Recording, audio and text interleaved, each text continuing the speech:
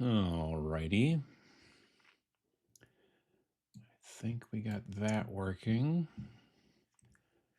We need to pop out the chat window and put it in the other monitor and extend it down a bit and turn off top chat because it's dumb. All right. I think we got everything there. I think that's all set, and there we are. Sorry, itchy nose. Hope you folks are doing well on this Sunday morning, or potentially Monday, depending where you are. Kriegs, feels good. How you doing? Dane of Danger, ooh, spooky, in the void. Checking out from my hotel on vacation, so I'll probably have to listen later. Just wanted to say I'm looking forward to the new game and can't wait to hear about it. Well, that's good to hear, and I hope you had a good vacation. Hello, Uncle. Hope the day is going good. Sadly, I can't watch the stream. Well, that's fine. It's so far so good, you know. Holy crap, that background image is absolutely badass. I want a poster of that. Yeah, he he does awesome work. That is Darius, who's did the art for the book, and he does spectacular stuff. Sweet shenanigans and foolish gods, indeed. Happy Sunday from Toronto. Blue Nine, hope you're doing well. Good morning from sunny Baltimore. How you doing? Dane of Danger. Let's see here. Listening and not watching while on the road. Okay. I mean, like if you're driving, yeah, it's not a good idea to watch while you're driving. Knocking out a bunch of sculpting on some Blood Bowl teams today. Well, that's pretty cool. Hi from Mustang, Oklahoma. How you doing, Mad Max? Dragonfire, morning from Quebec. Jebbies, morning from Ottawa. Hope you're all having a good one so far. Indeed. Good afternoon from Gray and Hot. Wait, Gray and Not at All Hot. Thank goodness. Berlin, Germany. Yeah, it's been real warm over there a lot. Not, I've been hearing more about it in the UK, but still warmer than usual from what I understand. Over here, we've had a couple of days that have been slightly warmer than usual for late May, but not too bad. So far, it's been pretty good, he said, knocking on wood. Noob Painter, aloha. How you doing? Good morning from sunny Washington, D.C. Fungazi, how you doing? Afternoon from the very hot French Alps. Well, that's no fun. VJ Morph, how you doing? I mean, unless you like the hot. Some people do. Vince loves it when it's hot out. I'm not a hot fan. Morning from NYC, how you doing? Dryden, morning. Double Dip, good morning from Kent, England. We hear you but not see you. Oh, it takes a bit. Let's see here. What's all this then? Indeed. Molly, hail and greetings from a totally awake Molly. I just heard a bunch of thumping outside. Daryl, happy Monday. I mean, you know, some places it's Monday.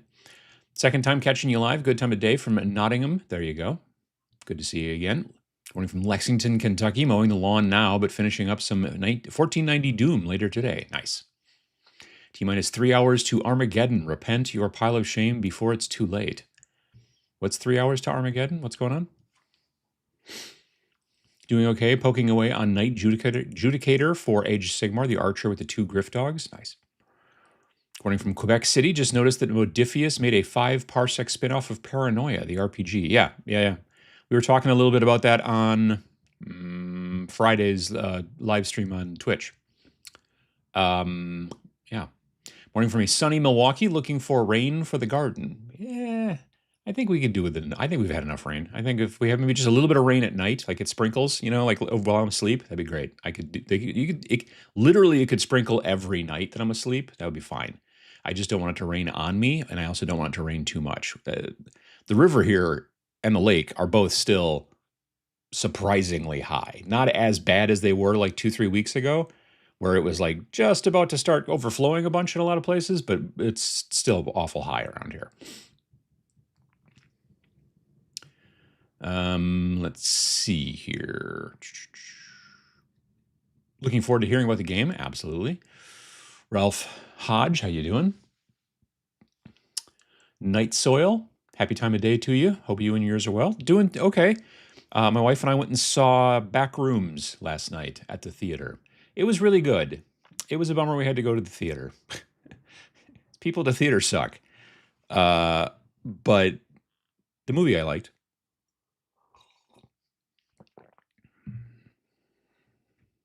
I read a thing this morning that said that it had a $10 million budget and they made back their $10 million budget on Thursday pre shows. So even before it technically opened, they'd made their money back. So nice. Good morning from the Philly Burbs. How you doing? Matt Murley working out solo play Grimdark Future Firefight game for tonight in my hobby room. Nice. Rainy Kansas City. Perfect print, prime, and paint day. There you go. Good morning from West Virginia. Antient Order. Hope you're doing well. Moving from Colorado. Have you tried the new Pro Acryl Step? Is it one step? The stuff that's like speed paint? I haven't. No. I think did they release it at Adepticon or did they just show it off at Adepticon? Maybe they announced it at Adepticon. I think it's available now, I believe. I saw like an ad or something. Checking in from very nice South Ontario. How you doing? Good morning from Richmond, Virginia. Nice. Good morning from a meteorologically unstable Saskatchewan. That's fun. Snow 2 weeks ago, 97 degrees weather a few days ago. Excuse me. Now things are going to settle into more normal thunderstorms. Well, there you go.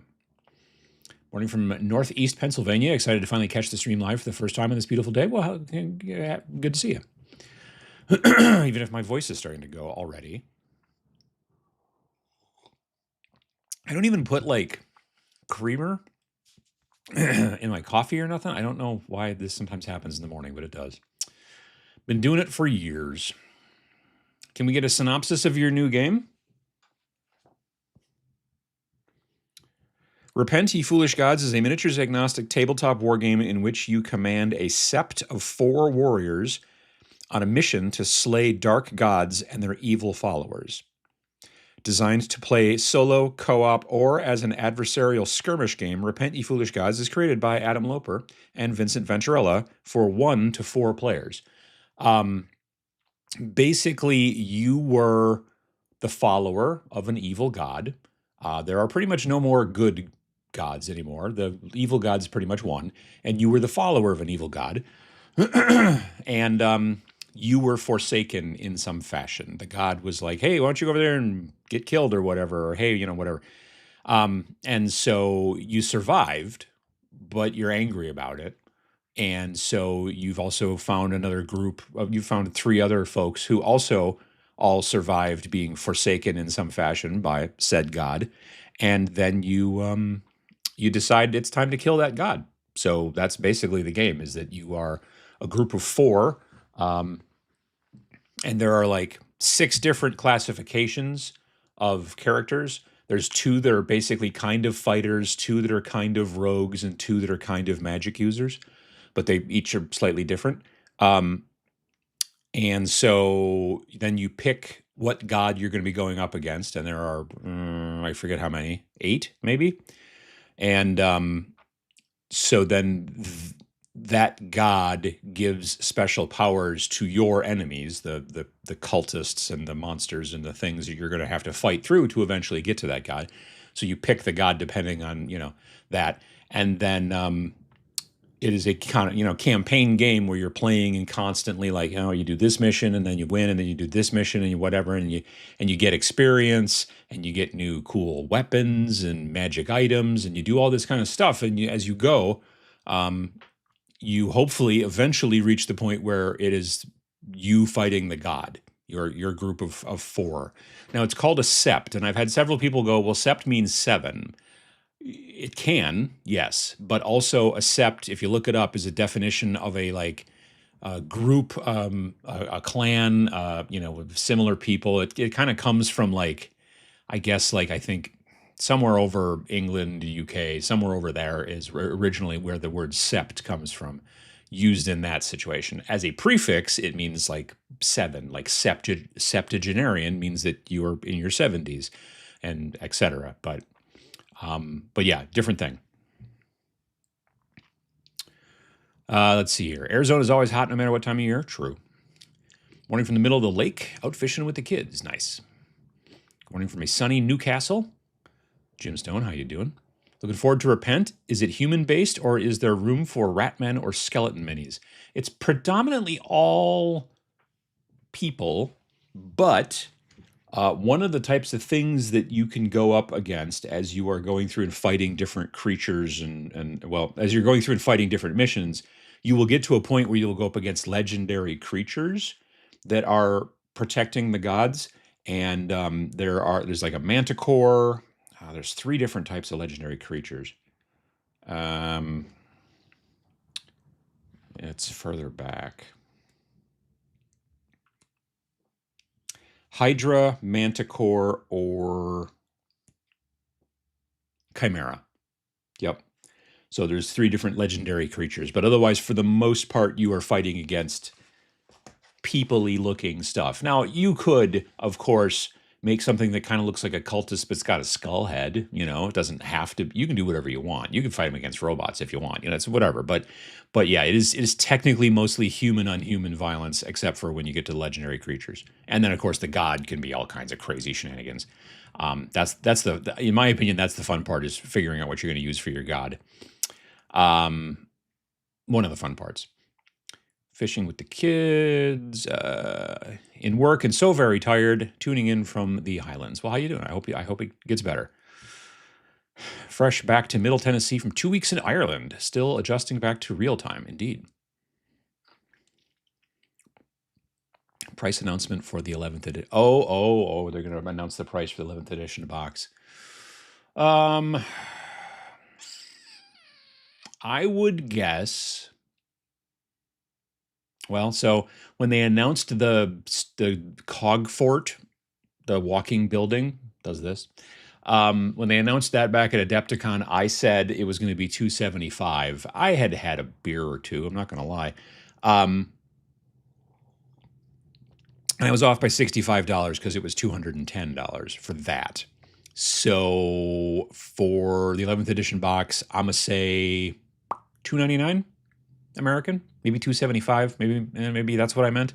Maybe I was channeling from the Nottingham Wizards and I got them mixed up. Maybe it's $275, but I don't know. I feel $299. I mean, the big box for Horus Heresy, whatever that was, 5-6 years ago, that thing was $299 back then. So yeah, I don't know. It'll be real interesting to see if it goes over 300 here in America. That'll be real interesting. Not in a good way. Let's see here. From sunny Sweden, spray painting my Black Templars. Nice.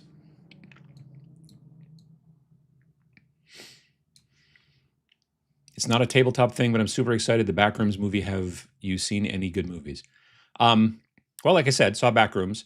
Liked that. Haven't been in the theater in forever. Really. Haven't watched a ton of movies lately, honestly. I'm digging your show and tell warband videos, inspiring stuff. Well, I'm glad that somebody likes it. They don't get views. They don't get great views. They do okay, but they don't get great views.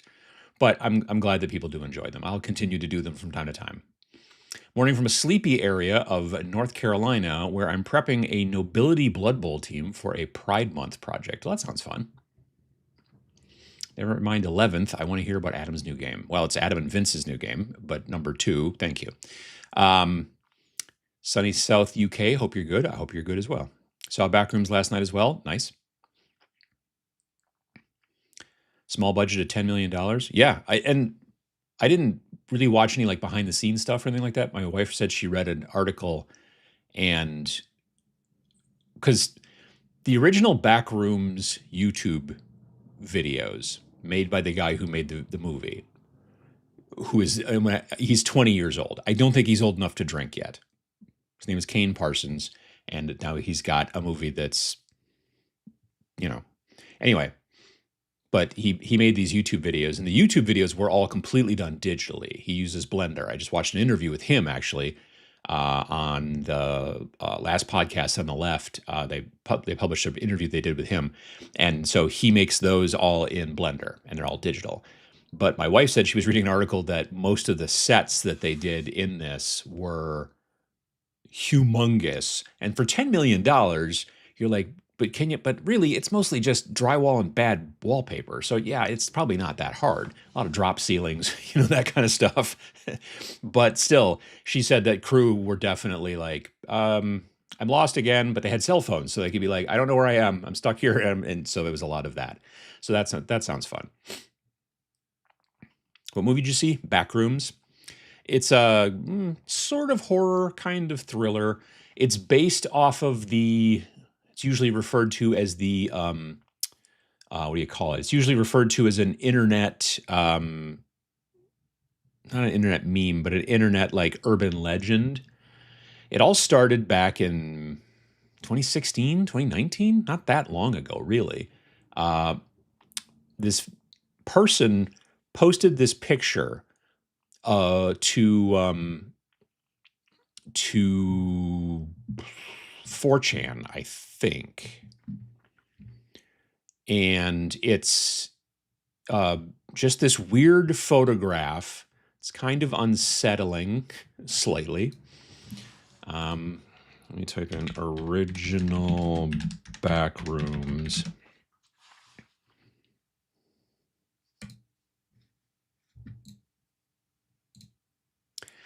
So this is from the hang on a second here. Well, there's that. Let me just cover this up for a second. We'll get to that in a bit. Screen capture. Okay. Not display capture, window capture.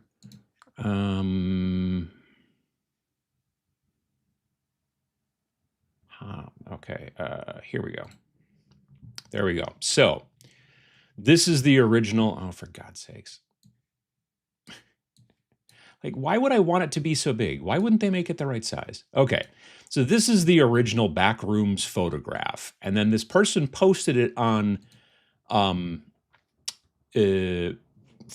and wrote an article about it, and how sometimes you can no-clip through a wall into the other reality, and it's just all these rooms that look like this, and like bad fluorescent lighting with this horrible hum and this sort of like slightly musty kind of tan carpet, and it just goes for 6,000 square miles and blah, blah, blah, and stuff like that. So it's been a meme for years, and not a meme, but like a thing for years. And then this kid, Kane Parson, when he was like 16 years old, started making videos on YouTube.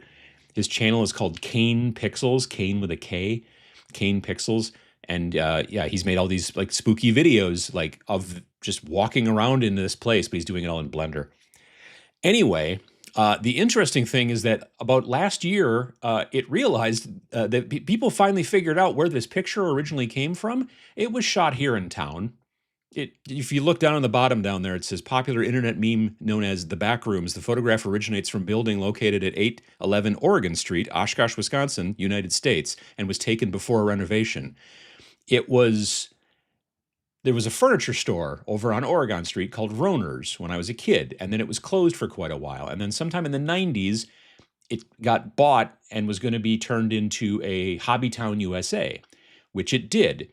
This was the second floor of that building, and all these little weird rooms just used to have little different furniture settings in them. So there would be furniture in like one part over here, kind of like when you go into IKEA and they have all those little weird little kind of half rooms and they just put different furniture in there. That's what this is. So the guy, Bob, who bought the building and was going to be, moving his Hobbytown USA franchise into it, and I know Bob, he took this picture and put it up on the blog for like, hey, Hobbytown opening soon, and here's where the renovation's at. This isn't there anymore. This is now up on the second floor of that building is a electronic remote control car racing track, but this is where it was. But nobody knew where this picture came from until sometime, I think it was like in 2025 or late 2024. So there's a bunch of videos about it on the internet. But yeah, now here on whatever it is, Wikipedia, you can see these pictures, and now they listed and saying, "Oh yeah, I was taken in Oshkosh, Wisconsin." So I already, and there was a bunch of them. It's not just this one. This one was probably one of the more famous ones, but well, that's not one. But this is another one from that same place. You can see where the it was leaking over here, so they had to put some buckets down and all that kind of stuff. Same location, taken on the same day, during a renovation of a hobby shop in Oshkosh, Wisconsin. So yeah, that's where the back rooms came from. Was actually right here in town. So it's just kind of interesting. There was actually A24 actually had a billboard here in town for the movie, which normally doesn't happen. But yeah, it was cool. I liked the movie. It was fun. I'm going to turn this off. Yes. Okay. Anyway, there's our book. We can talk about that in a little bit. Let's see here. Scrolling. Been stockpiling cultists and bases awaiting Repent, You Foolish Gods. Want more info on the non-cultist mini requirements? Gotcha. Speaking of movies, are any of you planning on watching the new Masters of the Universe movie? Yeah, I wasn't into that when I was a kid. Released at Adepticon, then full release on the 18th. Gotcha. Dropping in from the Alaskan coast to say hello. Well, how you doing, Rodney? What are you doing in Alaska? We'll have to catch the rest and reruns. Hope everyone's having a wonderful day. I hope you're having a good day in Alaska. Good morning from downtown Philadelphia. Having a lot of fun with the new airbrush. Not sure I'll ever go back to Rattlecan. I get it. I still do Rattlecan for... Oh, dang it. I still do Rattlecan for terrain. Mostly plastic terrain kits. I still will use Rattlecan. And 3D printed terrain stuff. I still prime it that way usually. But then after that, yeah.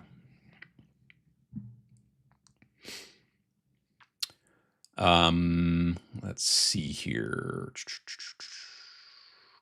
Philadelphia. I'm going to make a Gore the God Butcher mini for Repent, You Foolish Gods. Feels fitting. Nice.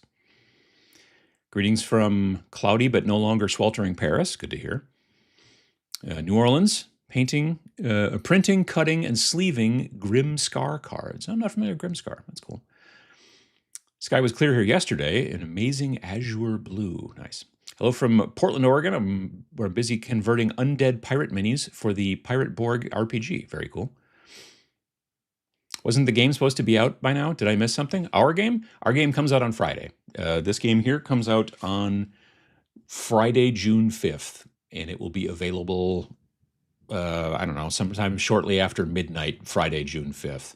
And you'll be able to get it through our website, and then, it's print on demand, so they print it and ship it to you, and we'll never run out, which is nice. So one of the reasons we love to work with the print on demand folks is because I don't ever have to have the conversation with Vince and go, well, do we need to order more? We ran out. How many more should we order? And then there's warehousing costs and all the logistics and stuff like this. With print on demand, it's very, very easy. And we've been using them for all of our games, and they work great. So we've been very happy with that. Good morning from Arizona. Just got done with a night shift, so it allowed me to watch live for once. Well, that's pretty cool. JRPG game, Time to Kill Dark Gods. I've never played any JRPGs, I don't think. Well, way back in the day, the PlayStation 1, I think I played, was it Final Fantasy VII? I played that, but I don't even think I ever got off the first disc, because I'm not pretty good or anything like that. Cover art for Repent slaps. Darius did amazing work. Darius Kiel, I have it written down. Darius Kielisek. He's from Poland, so it's hard to pronounce in my opinion, because I'm not from Poland. But yes, where can I buy a hard copy of your game? You will be able to do it as of this upcoming Friday. So if you go to the Snarling Badger Studios website, which is just snarlingbadger.com, on Friday or anytime after Friday, there will be a link right on the front page with a cool piece of artwork from Repent, You Foolish Gods. You can click on that. It will give you the choice if you want to buy just the PDF or if you want the book and the PDF. And then you click that link, which will take you to Wargame Vault. You can buy it through there. Boom, boom, boom. They'll print it, ship it.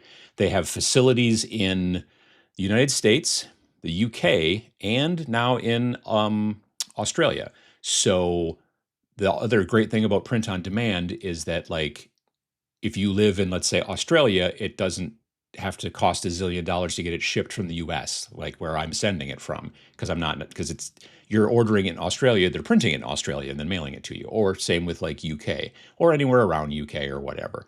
There are obviously parts of the world still that are not completely covered by this net of basically 3 facilities, but it's still better than the alternative, which is I have a garage full of them and have to go to the post office and mail them to you, and you live on the other side of the planet. It's, super expensive for you and all that kind of stuff. So yeah, um, we've been real happy about that. But yeah, it comes out on this upcoming Friday. So there'll be a video about it on my channel. There'll be a video about it on Vince's channel.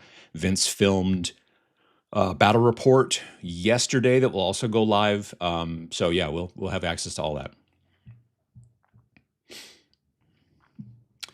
Morning, Adam from Carlisle, Pennsylvania. Kit Bash and Basing Sunday. Nice. Wargames Vault is where you can get Snarling Badger games. Yeah. I mean, we think it's best to come to our website and then click the link to go from there to Wargames Vault, because then you can find all of our games. It's just easier. Like if you go to our website, snarlingbadger.com, and you're like, oh, I want to do this, then, you can do that. Let me even give you an example. There we go. So here's the website. The most recent thing we produced was Snarl back in November. But yeah, you go up to games. Looks like this front image will replace on Friday with an image from Repent and the whole deal and all that kind of stuff. So you just be able to click and go straight to Repent. But you could go look at, I don't know, let's say Space Station Zero, for example, and it will show you, here's the information, and then here's the links. You click on Wargame Vault, and it takes you straight to Wargame Vault where you can order it. So you don't have to search around and all that kind of stuff. So that's why that's why we do that. We put all that stuff on the website so you can find it that way. But yeah, that would be my suggestion. Hey, I went back to the right card this time. Neat. Let's see here.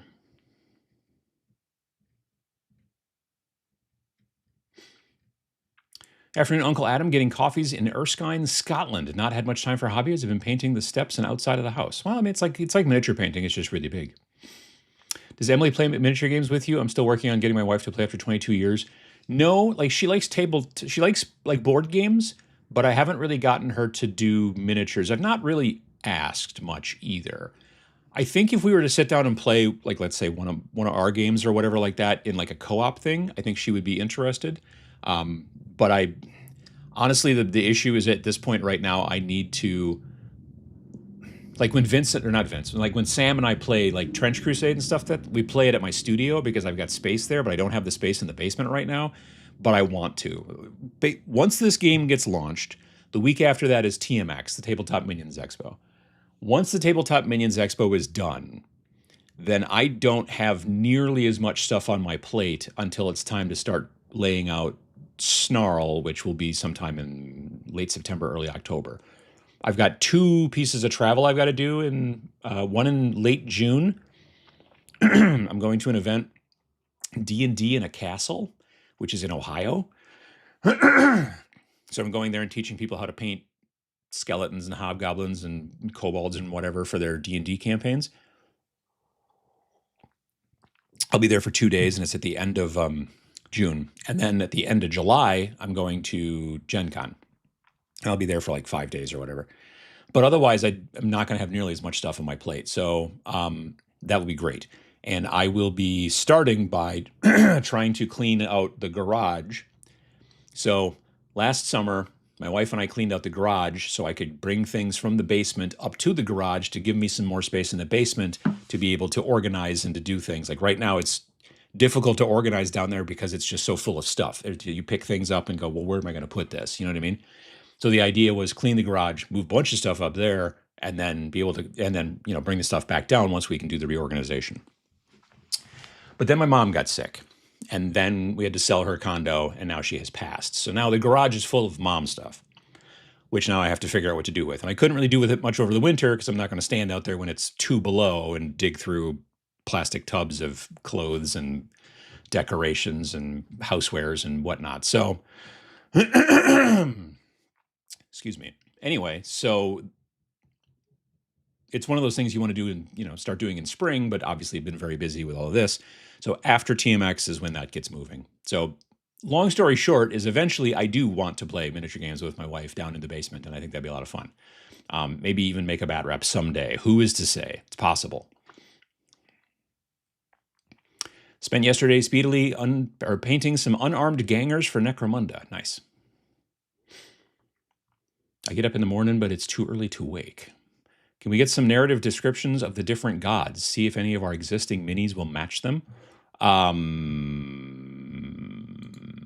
That's not the page that I wanted. Go away. There we go. That's not the right one. I have too many windows open is the problem. It's my normal problem, as a matter of fact. There we go. Okay. So, cool. I'm glad this doesn't. There we go. Okay. So, the table of contents here, and then we move into the beginning of the book. The world was not always as it is today. There were gods who were good, gods who were evil, and there were those who were neither. During the war of light and shadow, the gods and those who served them fought. Those who fought for justice and righteousness and truth were weak. They failed and they lost, consigned to the ash bin of history. Now the gods who remain are evil and fickle, darkness, or careless at best. We mortals are little more than their playthings, their toys, their amusement. They will learn the meaning of fear. The gods must be made to repent. And then there's a bunch of stuff there, playing the game. Choose your sept. Sept of Decapitation, Sept of Esoterica, Sept of the Outcast, Sept of the Shadow, Sept of the Star, Sept of the Talisman, and then you've got your warriors, which are the Bastard, the Cursed, the Fallen, the Forsaken, the Soldier, and the Wronged. And then you get to choose your gods. So the different gods are Cataclysm. It's one of the most enigmatic of the dark gods. They are not humanized or personified in art by their worshippers. Instead, they are pictured as a hurricane, an earthquake, or a natural disaster. They are the bringer of massive chaos and destruction, and etc. Dacrim, the flowing blood, values suffering above all else. Rarely kills their foes, preferring slow torture and bloodlettings, leaving their cries for mercy for death forever unheeded. You've got Ivil Zim, the roaring or just roaring flame, not the roaring flame. I checked with Vince on that, because the other ones are like the flowing blood and the infected wound, and Ivil Zim is just roaring flame. Anyway, then there's also Jiva, the infected wound, god of disease and slow rot. She delights in spreading sickness and malady throughout the land. Let me see here. Krushar, the destroyer, delights in the mindless killing and slaughter. His followers turn rivers red with the blood of whole villages. Got Talek, the darkened knife, which is a god of shadows and death. So assassins, murderers, thieves, etc., that kind of thing. They're left kind of vague in many situations because we don't want to be like, well, they have 4 arms and 3 legs and this and that, and this is how they look. And then sometimes they wear their hat at a very rakish angle. And because then you're like, well, I don't have a model that looks like that. But when we give you like kind of ideas and kind of vagueness to some degree, then you can be like, well, this guy will work for that, and that's always the important thing with I think miniature agnostic games, is to not get too in the weeds about like, well, this is the model that you're supposed to use, because we don't want to go down that road too much. You know what I mean? We want people to use what they want to use. Let's see here. Gangers. I'm thinking 280 to 270-ish for the 11th edition box. Could be. New to all this sci-fi from 40 years of historical. Gotcha. I'm still a big fan of sci-fi. I really am. I'm all in for Skirmish. Wish we could get an 11th edition 40K size box with multiple warbands for Kill Team. A boy can dream. Well, Jez Hunt, how you doing? Game sounds great. I'm already picturing making a Kratos-esque character to slay gods. You can have 4. Yeah, like I said, there's 4 warriors in your sept, and there's different types of septs, and there are 6 different types. Well, 6 different types of characters, but they're basically like kind of that are 2 type of warriors, 2 types of rogues, and 2 types of magic users. In film, you have to paint Gothic architecture beige, or it doesn't look like drywall. Yeah. The Backrooms YouTube series is fantastic. If you love found footage thrillers, it's very cool. Yeah, I've heard really great things about it. I haven't watched it yet. I want to now. I'm a set builder. A lot of these things are modular, like all the hell sets in the TV show Preacher were seriously like 60 walls. We just moved around them in different formations. That makes sense. Morning from Pittsburgh. How you doing, Lifeblighter? Thank you for being that other Sunday. It's a boring day here in the Isle of Wight. Hot, overcast, and horrid. Well, that sounds like no fun. Just getting ready to head to bed. Night shift last night and tonight. Oh, there you go. This whole Backrooms thing is going over my head. I don't get the fascination. It's a thing about it's like a liminal space kind of thing. Like the idea of the Backrooms originally was that you could sometimes like accidentally like go in there. And again, in the original text that the person wrote on 4chan, they referred to the term no clip, which is like a video game thing. You know, you type in /no clip and then Doom, and then you can walk through walls and you don't have to bump into them anymore. But it's just this idea of this sort of spooky, weird kind of just liminal space, but you don't know what's in there, but you think there's something in there. Like in the movie, there's definitely like exploration and kind of looking around, but there's like, it's just a lot of foreboding and a lot of dread. And then there's definitely something in here, and it's really interesting, I think. According from Oshkosh, Wisconsin, how you doing? Do you and or Vince have a Repent gameplay video coming soon? Yes, there will be a battle report that Vince recorded that will be going live on Friday. So I would have done this show like after the game came out, but the problem is that the next Every Other Sunday show is going to have to probably slip, because it's the next every other Sunday is going to be TMX, and I have tried in the past to try to do TMX or try to do Every Other Sunday show live from TMX, and it's always technical difficulties, so I'm not even going to bother attempting it. So yeah, it's just the way that the scheduling happens, so that's why I'm talking about it now. And also, this is the first time where we've told people about the game before the game comes out. Ever since we launched our first game, Rain in Hell, back in 2021, we always, like, obviously nobody knew we were working on a game in 2021 until all of a sudden we started teasing it the week before, and then we're like, ta-da, and people were like, whoa, you guys made a game. And then ever since then, people know we're making a game because we'll say, our new game's coming out this date, but we won't say anything about it, or almost nothing about it. And then the day that it comes out, we go, ta-da, and here you go. Well, at Nova Open back in September, well, late August, really, of last year, we announced Chrome Rangers, which was, and I pointed this way because I have two robots standing on top, but you can't actually see them now that I can think of it, but they're standing on top of that case back there, but they're my Chrome Rangers robots. Anyway, we announced Chrome Rangers kind of on a whim, because we're like, oh, why not? And so now we've decided we should let people know about the game ahead of time. So we announced Repent, Ye Foolish Gods at the live podcast that we recorded at Adepticon. So we did a live podcast of our podcast, the Snarlcast. Vince and I do. A new Snarlcast comes out tomorrow, as a matter of fact. Yes. And that one's also going to be talking about Repent. And so...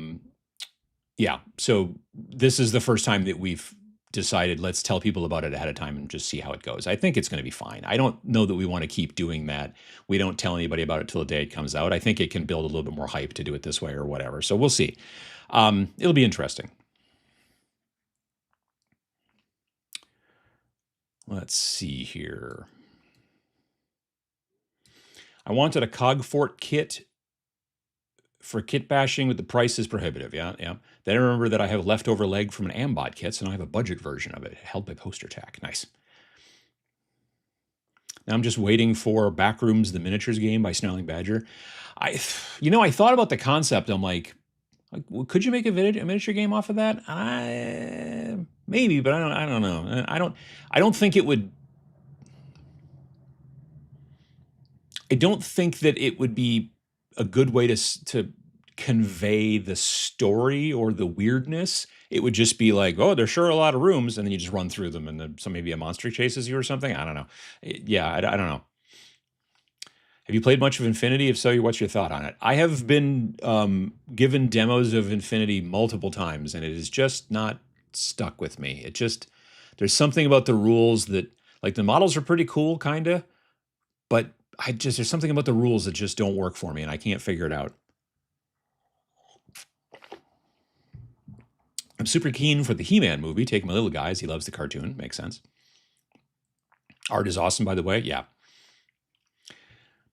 Motor Breath Jazz, how you doing? Listening while I stalk Wally World, waiting for tires. Ooh. I think there's a Chibi Gore mini in one of the Marvel United sets. There you go. Is that the guy? Was that the guy who was played by Christian Bale in the one movie? Was it a Thor movie? I don't remember which movie it was. Good morning from Los Angeles. Putting together some models for Pillage. Nice. For some reason, I thought it was last Friday of May. It has been in the past, generally last Friday of May, but it's also sometimes been 1st June or first Friday of June.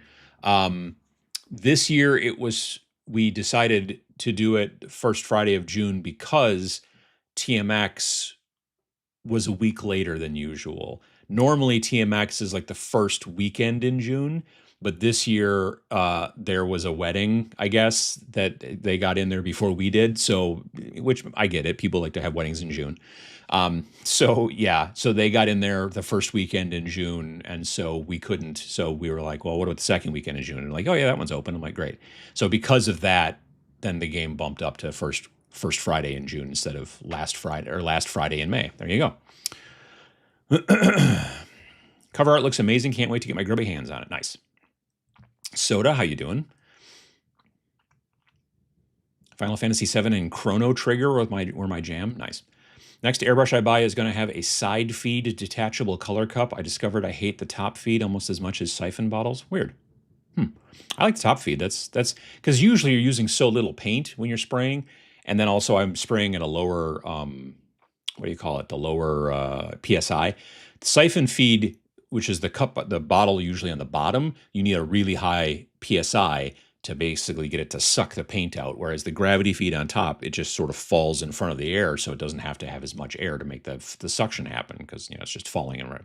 Will you have copies for sale at TMX? Yes. They showed up a couple days ago. So we ordered a proof originally, which is not this one. This is the second proof. And the printing and everything looked great, but then we found an error, a sort of major error. So I needed to change some things and then send it in for a second proof.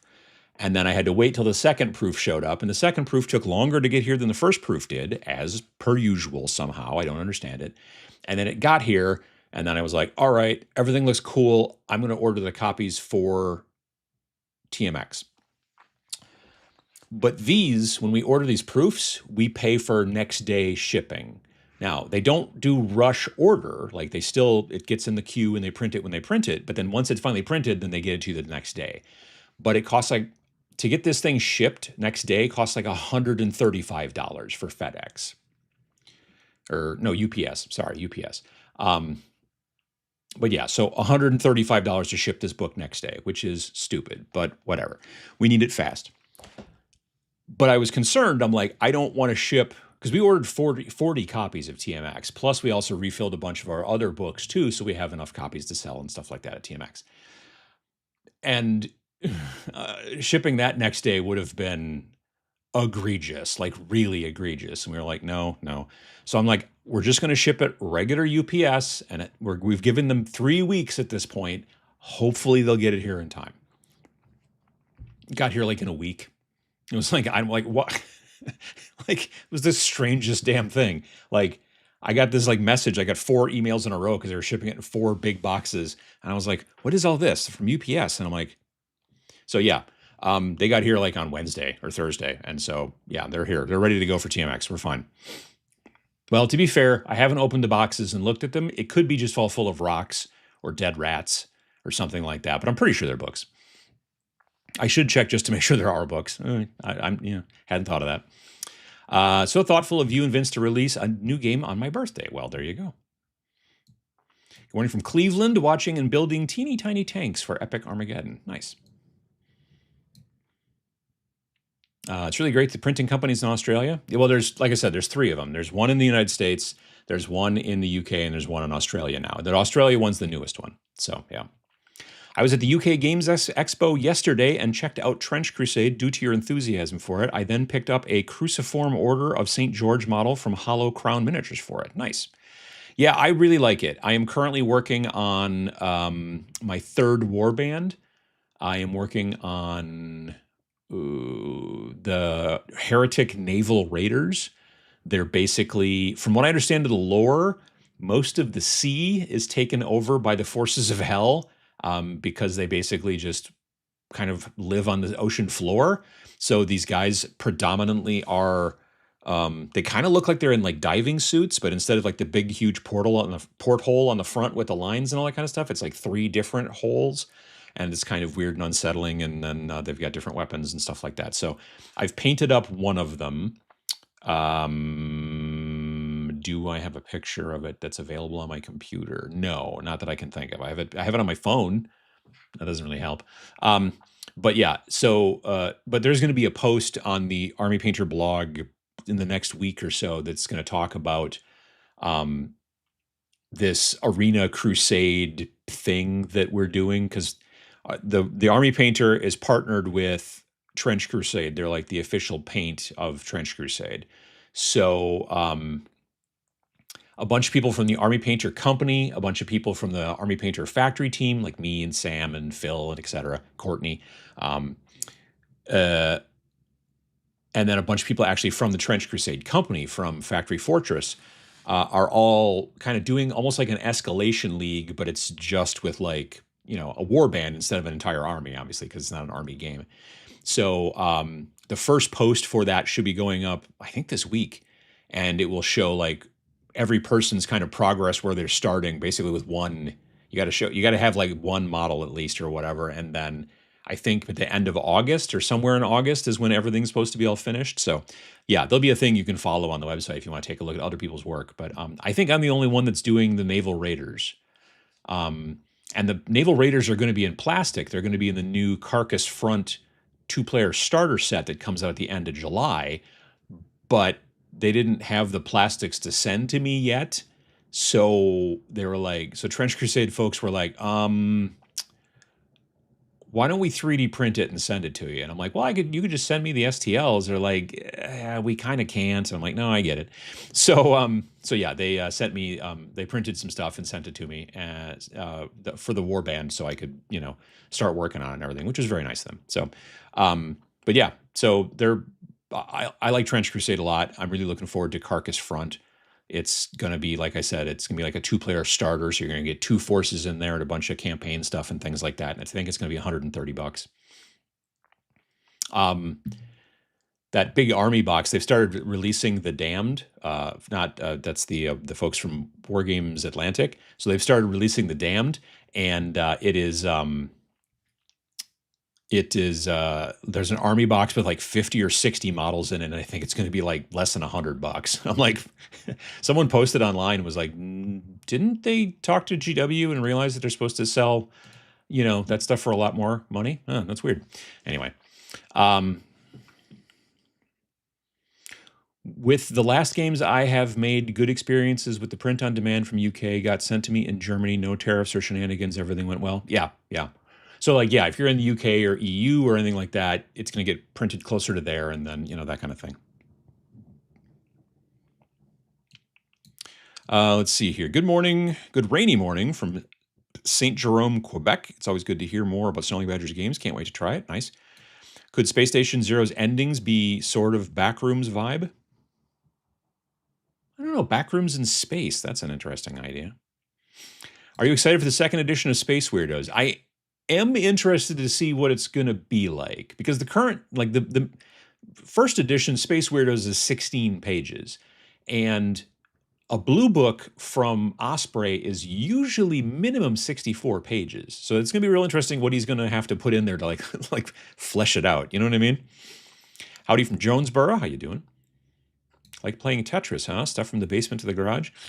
It's more like, those puzzles, those tile puzzles when you were a kid, where there's like a picture, but it's and you have like, there's one tile missing. So you slide this one, and then this one, and you have to push this one over here, and it makes a picture. It's like one of those tile puzzles, except there's no missing tile, so I can't move anything. None of these tiles will slide. That's basically what's going on with the basement. And so, again, like I said, last summer, my wife and I cleaned out the garage with the idea. I bought a whole bunch of those plastic tub things from Menards, the cool black and yellow ones, which are pretty sturdy and usually pretty good and on a decent sale from time to time. Yeah, I don't know. And then, life finds a way. So yeah, like I said, now it is currently filled with a lot with my mom's stuff. We are playing our own D&D in a castle in a few weeks. Found a castle in Millbrook, New York. Neat. I don't know anything about this thing. The Army Painter is working with Hasbro on some stuff, and they're like, hey, is anybody interested in going to this thing? And I was like, yeah, I'm interested. And so I think I'm going to be there just like 2 days. It's like maybe the last day of June and the first day of July. And I think I get there the day before and I leave the day after. But it's just going to be basically kind of teaching seminars. It's going to be, I think what it's going to be is it's going to be a lot of dungeon masters who are like, I need a lot of skeletons for my next campaign or whatever. And we're going to show you how to paint them quick, that kind of stuff, which that's basically my wheelhouse. Stuck at work today, but I need extra cash. Well, yeah. Shop in the garage caught fire last weekend. I need to clean up and rebuild. Well, that's no good. New Space Burritos edition is super exciting. I love that game, and it's my favorite one to teach people. Absolutely, yeah.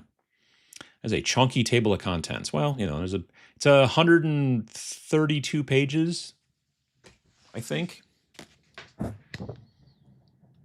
Yeah, basically. I mean, admittedly, there's 2 pages in the back just for notes, which you could just put notes in there if you wanted to. But that's because books generally have what's known as signatures, right? So like if you so here's a piece of paper, right? You take this piece of paper and you fold it in half, you now have, this is how you make zines. Now you have page 1, and then that's the cover, and then you have page 2, page 3, and page 4. So your books, when you make them, can't be 3 pages or 5 pages because it's multiples of 4. So yeah. So the way that this ended up when I got done laying it out, we ended up with, like I said, a couple of extra pages for notes that you could put, but we still got the page numbers and the fun, whatever, the kind of page texture and everything like that still in there and everything. But yeah.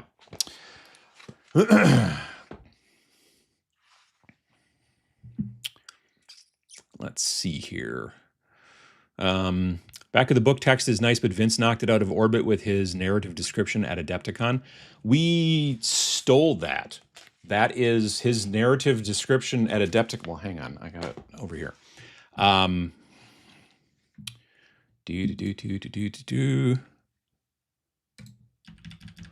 So we used a bunch of that here during the War of Light and Shadow of the Gods and those. Yeah. So,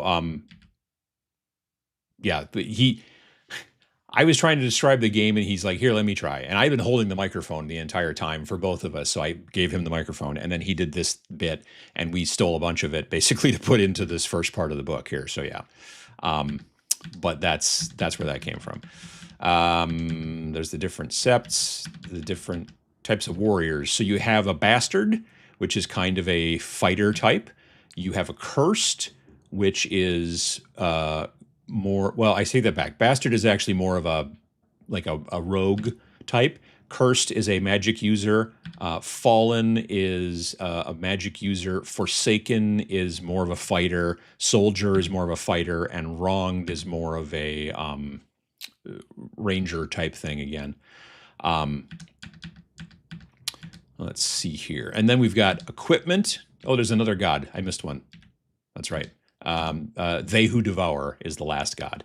And then you've got different equipment. So you've got melee weapons and ranged weapons. You've got lots of different melee weapons. We wanted to kind of go a little bit old school D&D with like a big list of different weapons to choose from. Things like Flamberge and Copus and Kriegsmesser. So you're going to have a lot of choices for what weapons you can use if you want to, for sure. And then there's, fewer ranged weapons, but there's ranged weapons like crossbows and javelins and longbows and a pilum. I don't even know what a pilum is. Sling, neat stuff like that. You have some armor choices, but not a ton. That's an awesome piece of artwork that I want to do something with. I'm thinking maybe a T-shirt somehow. I'm not sure, but yeah. But it's cool, super cool. Oh yeah, and then some equipment, general equipment stuff like healing poultice and a heavy cloak and rope and grappling hook. I mean, it's Vince is a big D&D fan. Still plays to this day, like on the week, like every week. Like, or he's in 2 different games. I don't know. He's in a lot of D&D games, which is cool. So some of this has definitely got some pull from that. I did a bunch of photography. The miniatures that I used here for cultists are from a company called Bestiarum, which you've probably seen their stuff before. They're a big STL producer. They make all kinds of super spooky, crazy, weird stuff. And so I printed some. I had my friend Dave over at Bottle and Spool print me some of the models, and then I painted them up quick for photography to use in this. They'd make great cultists to go up against, but you can also there's all whatever you want to use. You could use the cultists from Frostgrave; those would also be spectacular since there's so many choices as well. But we'll be making a blog post on. It'll also go up on Friday. That will be basically, hey, this is some places you should go look for miniatures. You know what I mean, that kind of thing, because people always ask. So we've just gotten into the habit now of, when we put out a new game, we have to tell people right off the jump, this is where you should go look for miniatures, because otherwise we'll just be answering that question over and over and over again. But you don't have to. You can obviously use whatever models you like. There's magic and spells. There's 3 different schools of magic. There is blood magic, there is elemental magic, and then there is sorcery. And sorcery is not something that your characters can really start with. They have to sort of like gain XP and kind of level up until they can get to sorcery, because it's considerably more powerful. That I think is maybe a representation of some blood magic, which is pretty cool. That one might be Frost Shard. Then we've got a whole section, obviously, on activation and movement and all that fun stuff.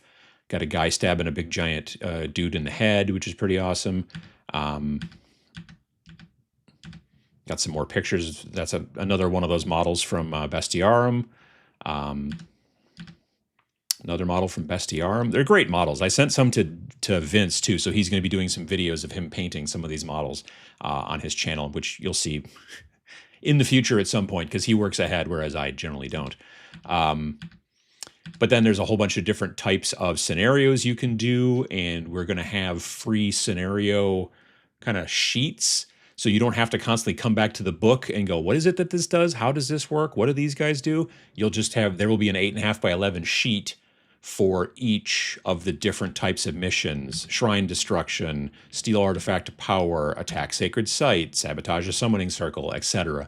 And that'll be included as well, like a free, PDF, so you can either just, look at it on your tablet or print it out and, write on it and stuff like that. And then there's a whole section about the type of terrain that you could use and how to generate terrain in the missions that you build.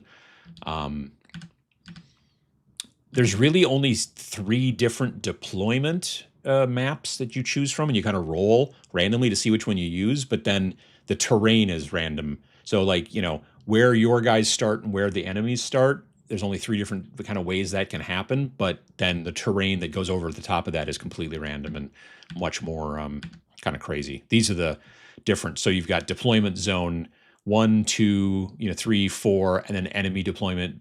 So either if you roll a 1 or 2, then you use this one. If you roll a 3 or 4, then you use this one. If you roll a 5 or 6, then you use this one.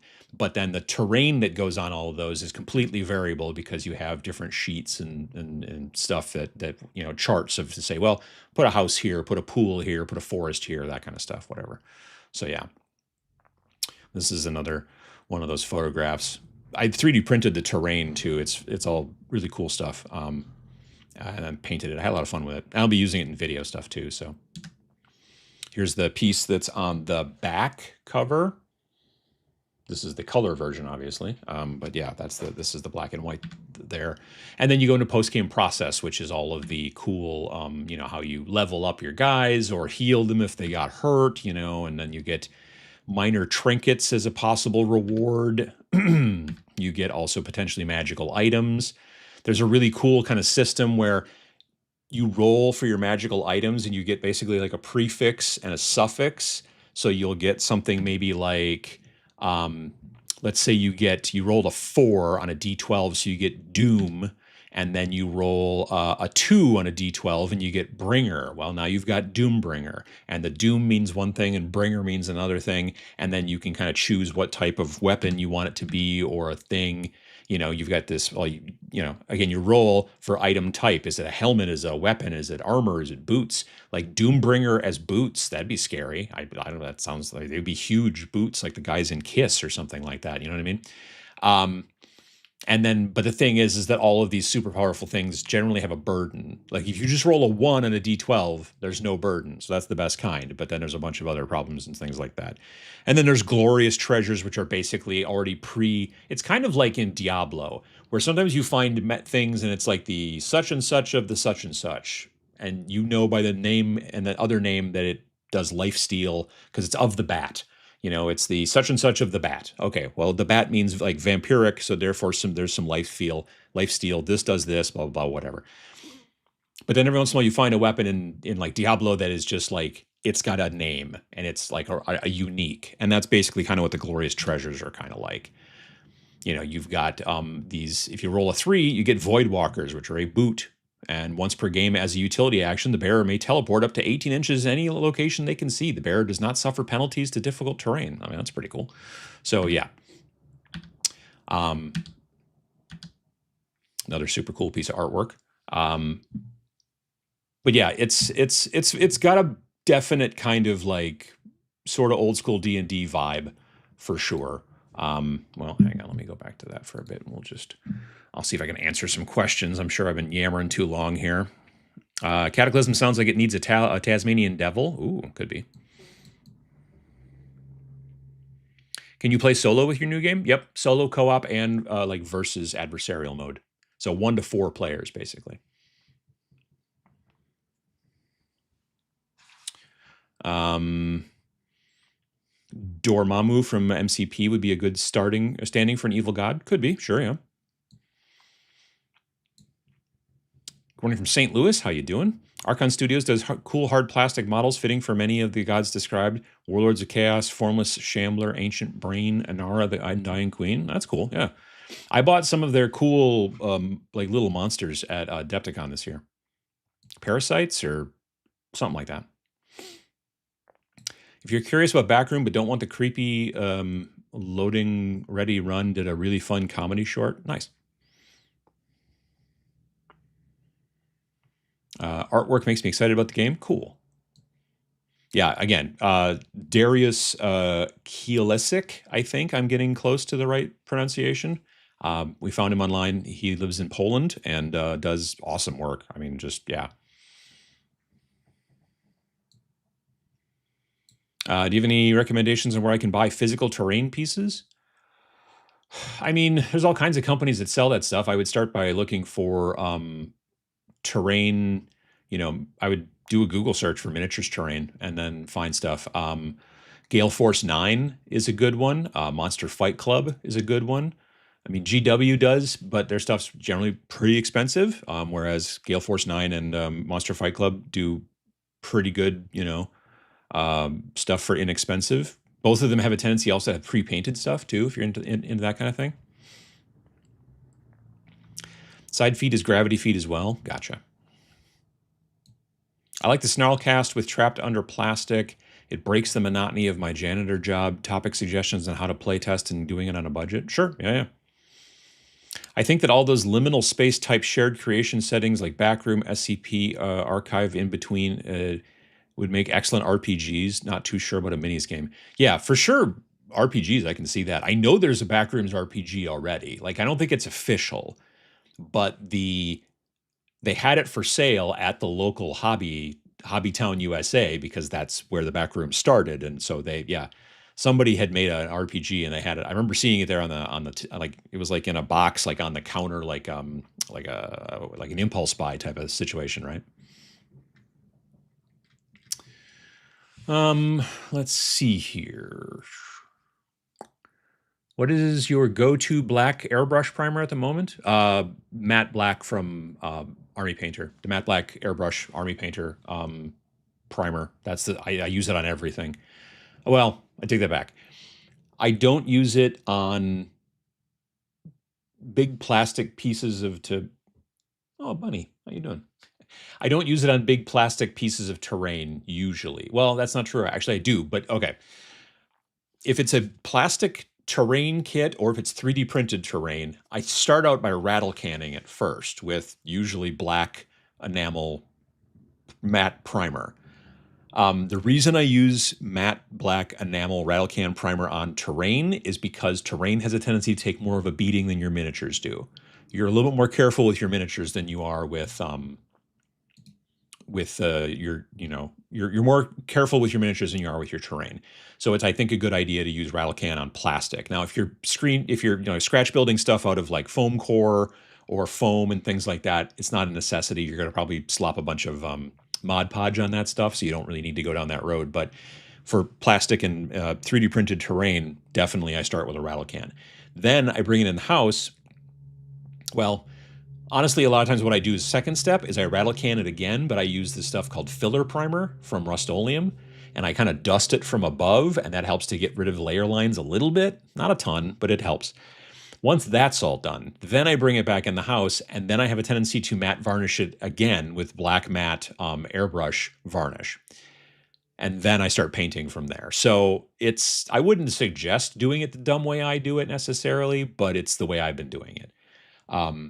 For miniatures, I just go straight to the airbrush black, spray stuff with the from the airbrush. I really want them to start making some color primers, and they allegedly are, but things move slowly in, product creation. Damn it, I hit the wrong button again. I moved these around because in my mind, title card should go first and then main screen and then websites.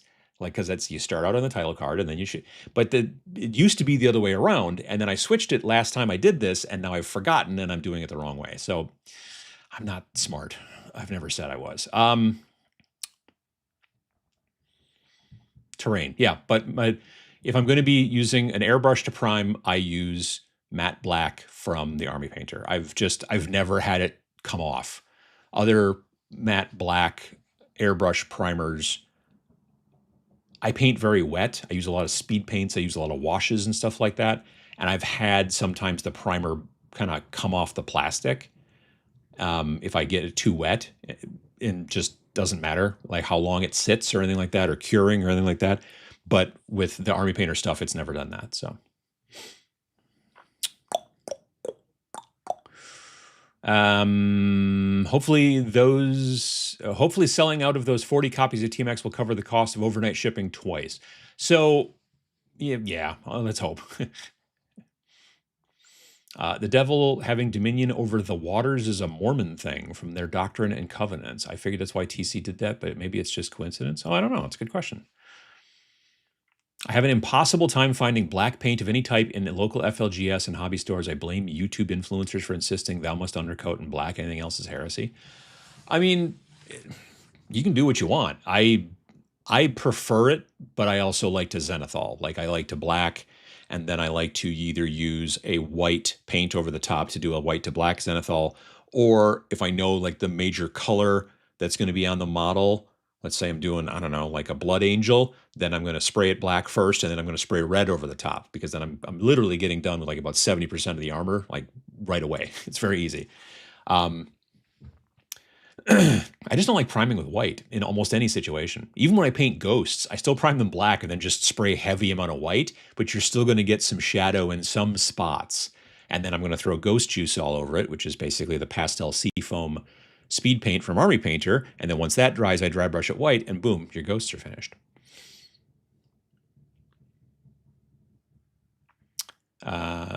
There's a fun one for a theme going with World War II reference. Create a warband called the Damned Busters. Nice. I'm going to Gen Con for the first time this year. What are the top 3 pieces of advice you have for a first timer? Comfortable shoes. Drink a lot of water. and understand that you won't see the entire dealer hall in one day. It's very confusing. Like, it would be nice if it was just a simple, like, oh, we're just going to walk up and down these aisles and look at everything. But then you'd be walking down an aisle and there'll be like a giant booth that cuts it off. And then you got to go left or right. So you go around the booth and now you missed something over here. And so, like, honestly, I'll be in that room. I'll be in that room for 4 days, not the entirety of the time, but I'll go into the dealer hall like every single day and walk around and be like, never saw this, didn't see this the last 3 days I was here. So yeah, understand if you want to see everything in the dealer hall, it's going to take some work. It's real interesting. Off the top of your head, do you know where books from Wargame Vault if shipped from Canada? I only asked because I found it cheaper to ship from Europe to here than the USA. My assumption is they're getting produced in the USA and shipped to Canada, but I don't know that for sure. Maybe they've decided that it's better to get them printed in the UK and ship it to Canada, but I don't know. You might want to check with their customer service people. Their customer service people are very good. Like, there's an email down at the bottom of the website or whatever. You could reach out. I bet you they'll get back to you. I got pulled away from the stream to help my kid with something. What was the name of the set he mentioned that was a ton of minis for not much money? Oh, The Damned from Wargames Atlantic. So Wargames Atlantic created, they're kind of like Chaos or Trader Guard. They're basically like Trader Guard. They created their own Trader Guard. They've got male Trader Guard, female Trader Guard. They've got artillery pieces. They've got like heavy infantry, like all this different stuff. They did a game found, which is like Kickstarter, but different. And it took like a really long time to get the stuff out because there were some technical issues and this and that and blah, blah. But eventually it got shipped to everybody. I got my stuff because I backed it as well. But now you can buy it at retail. Like, you couldn't buy it from them if you didn't do the game found. So they shipped it to everybody. They finally got it to all the game found people, from what I understand. And now I think as of like Friday, you can, I don't know if it's a pre-order or if it's something you can just buy now, but they'll have boxes. Like, there's a big box, and then I think eventually they're going to have smaller boxes with like, oh, I just need, female infantry, or I just need, artillery, or whatever the deal is. But there's a big box, which is, let's see if I can find it here. Wargames Atlantic. Ba-dum-bum, ba-dum-bum. Websites. This one. There we go. So they've got their own game now too. The folks do. It's called Deathfield's Arena, which I've not taken a chance to look at yet. But here are The Damned. Go. There we go. So these are the different types of models that they've got there.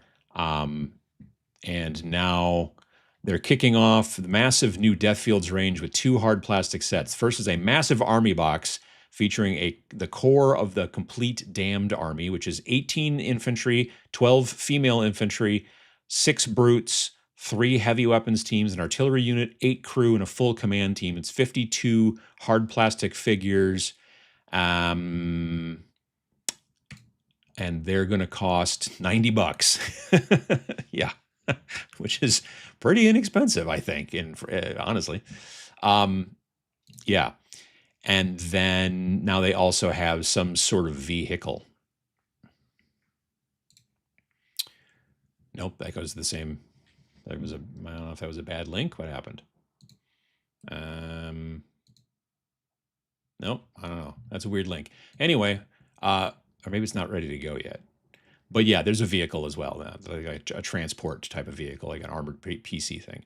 But yeah, these guys are really cool. I really like these models.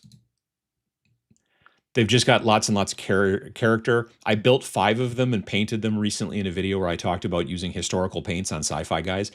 I painted my guys sort of like this, but I gave them tan pants, but they still had red. Their helmet, I used the gas mask helmets on all of them, but there's lots of different heads. Each sprue has 6 models on it. I've built 5 and I still have 18 heads left on that sprue. So that's the other benefit, is they're great for kit bashing. You'll have so many heads, very, very muchly in the way of heads. So yeah. But yeah, you can get those at Wargames Atlantic. Let's see here. Staying close to the place is worth it. Yeah, it's hard. It's very hard to stay downtown in Gen Con, but yeah. They Who Devour, aka the Hungry Hippo. Maybe. Corvus Games Train, how you doing? Pilum is the Roman spear javelin thing that legionnaires are usually depicted with. Interesting. Vince knows that. I didn't know that. Would be cool to see Snarling Badger do a fantasy game that includes some black powder weaponry. Oh, like muskets and stuff? Yeah. Is that interior art by Martin McCoy? Nope. The interior, all the art's done by Darius Kielisic. You can find him on Instagram if you can figure out how to spell his name. It's Darius, like Darius, and then there's a Z, because from Poland. And then Kielisic is K. Basically, if you type in his first name, which again is like how we as Americans usually spell Darius, but then you put a Z and then you start in Kei, it should autocomplete and find it on Instagram. But he's got amazing artwork on there. But yeah, he did everything in here. We worked with Martin McCoy on Death Wizards. He was one of the two artists on Death Wizards. It was him and Sam Lenz.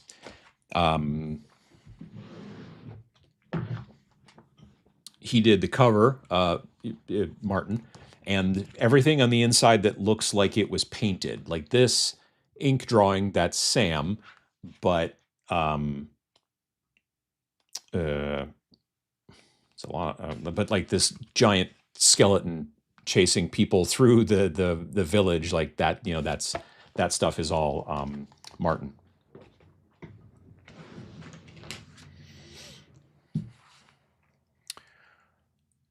Would you say this new game is beginner friendly like Space Station Zero is? I think so. Yeah. I mean, it's kind of dense because there's a lot to it, but we talk about this recently. Vince and I talked about this recently I think on the next podcast that comes out, actually, the one that comes out tomorrow. I made a video recently talking about, it wasn't intended to go this direction, but I started talking about the idea of crunch, easy crunch, right? So you have like the kind of making your team, warband, army, whatever. That's the first section of playing a miniatures game. Then there's the actual play part, the shooting and the fighting and the jumping and the whatever. And then at the end, if you're playing in a campaign, which sometimes, a lot of people do, when you're playing in a campaign, then you have your post-game process, which is like, okay, well, this guy got shot and he fell down, but he's just going to have a limp for next game. And then after that, he'll be fine.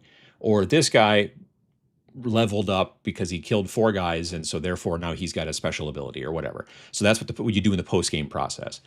And my favorite type of game is there's some crunchiness to the design of your people. It's not just super streamlined and easy. You get to pick and choose. Well, this guy's got grenades and this guy's got a gas mask. I like that. The gameplay part, though, I want to be relatively easy and streamlined. I want to go quick so I can get through a bunch of games. Like this game is designed, if you're playing in a campaign, you're going to be playing, I don't know, between 12 and 20 or something like that. Missions before you maybe hopefully get to be able to go and kill the god. If you want to go down that road, it's not like a game where you play like 3 missions and then you're like, okay, well, you're done. Like when we do these things, they have a tendency to go. Space Station Zero was the same way. You could play, it was like 12, 15 different missions you would go through. So yeah, I like there to be personally crunch and then easy and then crunch. So, when you're building your people, you're only doing that once generally for a campaign. So you don't have to worry about every time that, oh God, that's so much work. You do it one time and now you got your guys. And then you basically just are hopping back and forth between the easy part and the post-game part, or the play part and the post-game part. So you make this part easy, so it's a fun game, and then this is like, okay, well, this guy got tweaked and this guy got hurt and this guy got a new pair of boots or whatever, and then you play the next game and you just keep doing this part. But this part is for fun and crunchy, the beginning part. I would personally say, and I mentioned this in the video, that Kill Team's the opposite way. Kill Team, the new version of Kill Team from 2024, which I'm assuming they'll be making a new version next summer again, army building is super easy because they don't give you any choices for the most part. You barely get any choices, so it's super easy. The game is super crunchy, and there's tons of stratagems and tactics and all this stuff. And then the post game is kind of anemic, so there's not a lot to it. So again, pretty simple. And that's the opposite way, the way that I like to play games. And that's, so our games have a tendency to be kind of crunchy and then easy play games, and then, like kind of a fun, crunchy sort of like, oh, what happened to my guys and that kind of stuff. So yeah. What size board is this suggested to be played on? 22 by 30. So basically the Kill Team / Warcry size.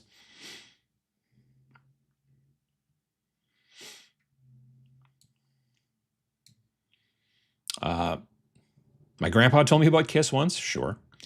I used to wear big boots. Are there things you set out to do differently in this game based on your experiences designing your previous games? We did go a lot more in depth in the like different weapon types and things like that. Objects and items and things like that.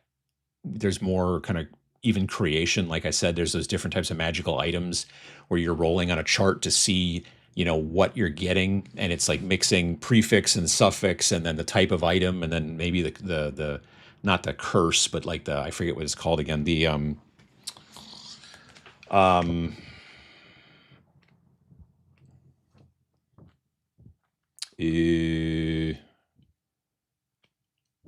burden, not curse, burden.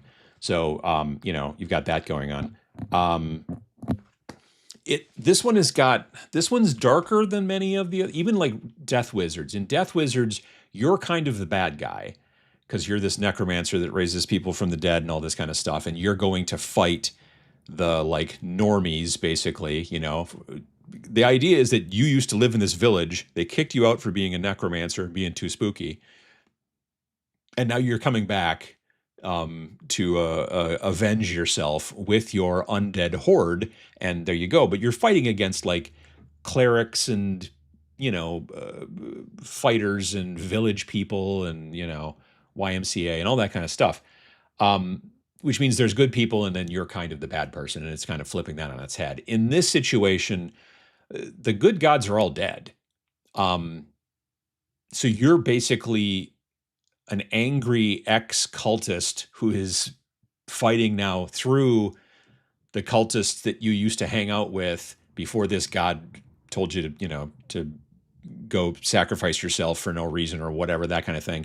And so you're not fighting anybody good. It's bad guys fighting bad guys is basically kind of what's going on. And there are no real good guys because you're just basically, you're going to kill this god, not because it's the right thing to do, but because it's revenge is basically what's going on. There's an RPG called Liminal Space. Interesting.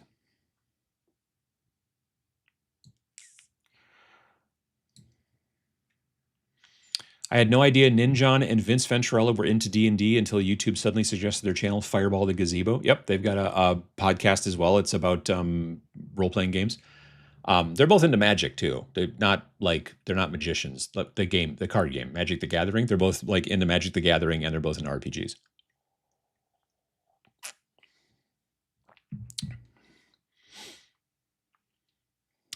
New game, Morning from Seattle. Yeah, it'll be coming out on Friday. It's called Repent, Ye Foolish Gods, and it will be available on our website on Friday, early morning Friday. If you're in Seattle, it'll maybe technically be very late at night on Thursday. But yeah. AP Black Army Painter Black Primer is very nice. Primed a Dreadnought recently and it looked so smooth. It is very, very nice. Yeah, it's the best airbrush primer I've ever used. Pre-built terrain, save your cash, put it towards an FDM printer. Yeah, I mean, I got to be honest. Yeah, I do print a lot of terrain. Like all the stuff that's in the pictures in this book is stuff that I printed. Like this big piece that this guy is standing in front of here. This piece here, that's a cool like ruined tower. I printed two different kind of shapes of them from the same company. And then there's also the weird curly rock formation things. He said, not being able to find, oh, there's one. So yeah, these kind of cool rock formation things. I also found those on my mini factory and printed those out and painted them up, and so yeah, they'll be in. You'll find them in the videos too. Army Painter Matte Black Airbrush Primer is terrific. I agree. Go to your local hardware store and get some rattle cans.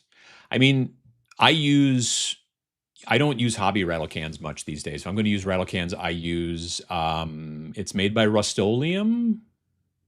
Yes, it's made by Rust-Oleum. It is an enamel black matte primer, and it comes in a tall can. It's all silver, but it's like not normal size. It's like a tall boy. I can't remember the name of it exactly, but it works great. That's what I've been using for quite some time. Hand sanitizer? Yeah, probably not a bad idea. Con crud can definitely be a thing. So wondering if you know how the WGA damned minis scale with the new Guardsman minis. I would say they're quite close to the new Guardsman. Yeah, I would say they're pretty close to the new Guardsman.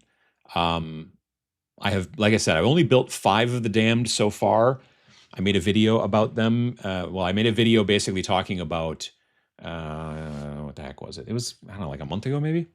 It was a video about using one of the new historical paint sets, the British 8th Army set, to, for the most part, there's no red in it, so I used regular red, but then most everything else was basically done with the historical set. What the heck was it called? Trying Army Painter Historicals on Sci-Fi Minis, like that. So, yeah. So I painted, like I said, 5 of them, and it was a lot of fun. I enjoyed doing it. But I would say they're pretty close. They're not like real big. They're closer to the newer Cadians, I would say. Looking forward to TMX. Hoping Worth doesn't mess up with my work. I'm assuming it doesn't work with my plans to also painting an entry for my FLGS anniversary. I've broken it 3 times so far. Yeah. Canada and Europe have an international shipping agreement or shopping agreement. Well, either one. That the U.S. backed out of during Trump 1 that might be part of the shipping weirdness. Yeah, very possibly.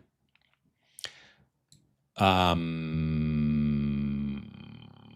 Wargames Atlantic will redo those Defiance hard suits everyone was exciting for? I don't know. They should, though. I think they should.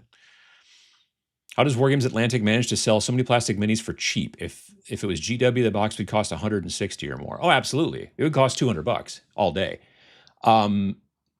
They're just not a huge giant corporation that's owned by shareholders. So there's that. The other thing is, like, if I'm perfectly 100% honest, they are not as absolute razor sharp models as GW ones can sometimes be. They are just slightly, like really subtly, just a little bit softer. And what that means, from what I understand, is that it costs less for them to make a mold. To make a mold, if you think about the way the plastic gets injected inside the mold, when you've got, I don't know, let's say a goblin holding a spear, and the tip of that spear is so pointy that you can poke yourself with it and like literally draw blood, which, like, when I was building the Varangard models from Slaves to Darkness for Age of Sigmar, so those 3 big guys on horses, those horses are covered in spikes. And we were trying to hold the thing together to glue it. Like, there was a time I definitely broke skin with one of those stupid spikes. But to make a spike that sharp, you need a tiny, tiny, tiny, tiny little tool to grind the inside of the mold so that when plastic goes in there, it comes to a super sharp point, right? Or you could just not make it so that the thing will poke you and make it a little bit less sharp, and then you don't have to use nearly as many tiny, tiny, tiny little, very easy to break little doohickeys in there. And then it makes a slightly cheaper mold, and then also not being owned by a big corporation and shareholder. Yeah, that's how you do, $90 for 50 some guys. Exactly. With incredible amounts of variability and all the kit bashing, and it's just, yeah, it's a great set, and I'm very glad that I backed the Kickstarter, and I'm glad now that they're going to retail. I think you're going to see a lot of these models around, and they're fun to build and fun to kit bash. Like, there are Trader Guard technically now, like in the Chaos Space Marine Codex. And so there are some Trader Guard models, but they only have like a box of 10 of them. So that's all you've got. And so if you're going to do a bunch of them, a lot of them are going to look the same because now that they're GW, they're all kind of monopose, but maybe with a couple of options. These guys have got zillions of options, different heads, different guns, different this. You could pose them a little bit, like not crazy, but yeah, it'll be cool. That's not the right one. Again, I'm talking about these guys here. So, well, there's more pictures, I bet. Yeah, there's some more other ones. I think those are the lady ones. And then there's some of the big ogre type ones. Those are cool. And then there's some artillery type stuff or whatever. More artillery dudes. And there's your command squad. So that's pretty cool too. But yeah, it's a, that guy's got a big claw. It's pretty cool. So like I said, 52 multi-part hard plastic 28 millimeter figures, heavy weapons, and artillery. And it's $90. It's just, yeah, it's gonna be pretty cool, I think. Aha, I got back to the right screen the first time. First try. Wargames Atlantic contributing to Adam's box ahead since 2018. Yeah, probably. Crunchy on the outside, creamy in the center. That's the best kind of cookie, I think. Any kit recommendations for kit bashing for the new game? Probably number one is going to be the cultist models from Frostgrave. So there is cultist. There's the original cultists. Then there's cultist 2, which are lady cultists. And there's cultist 3, which are just crazy shenanigans. Like guys with antlers and all kinds of stuff like that. And I think there's also cultist knights. Now, let me go take a look real quick. North Star figures. Boom. Okay. And again, back to the websites. Here we go. So you were page 1 of 12. There's a lot of stuff in there for Frostgrave. So here's the original cultists. He said as he clicked. There we go. So yeah, the original cultists have got all kinds of different options. And again, they're super modular. Like the bodies are basically already pre-posed, torso and legs. But then, you know, if you want to, you could cut the torso and twist them a bit and reglue them. But you've got all kinds of arms, all kinds of heads, lots of weapons, crossbows, swords, weird crap, weird bendy swords, all that stuff. And then they now also have, like I said, cultists 2 somewhere. Here we go. And these are lady cultists. So you've got a bunch of crazy shenanigans going on there, which is pretty cool as well. And again, you get like 5 models in a sprue and then a bunch of stuff and a zillion heads. And then there was cultists 3 here. And they're weird and raggedy. And like I said, I swear to God, one of the guys has got antlers, I think, on the head. Yeah, right down there. There's an antlers head down there. And then next is going to be probably, this is the newest one. I don't have this one yet. I need to order this one. Frostgrave Cultist Knights. So they're basically cultists with better armor for the most part. They actually have like metal helmets and chest plates and stuff like that, but they're still cultists. So they'll be great too. For your cultists like champions and things like that and whatever that you're fighting against if you want to go down that road. So yeah, I would tell you, you can't go wrong with these models, in my opinion, just in a lot of situations. But if you they also make a nice box of, or not, yeah, they make a box of, what are they called? Barbarians, I think. Yep, Frostgrave Barbarians. These are also great. You could put cultist heads on these guys' bodies, and they kind of remind me of like wildlings, like from Game of Thrones. That's kind of what they are. When I saw barbarians, I'm thinking Conan the Barbarian running around with no shirt on. But these guys are more like wildlings from Game of Thrones. But literally, you just put some of the cultist heads on them, and then you've got more cultists just with wearing more furs and stuff like that. So you could totally go down that road as well.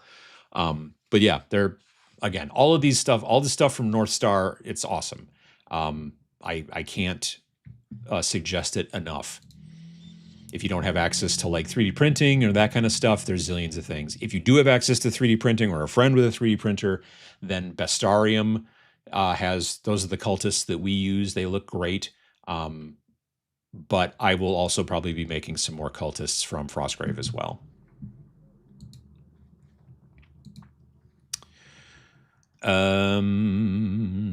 Hey Vince, how you doing? Enemy-wise, we tried to break it into mostly robed guys and armored guys, so cultists and dark warriors and stuff, so any kits like that. Yes, there you go.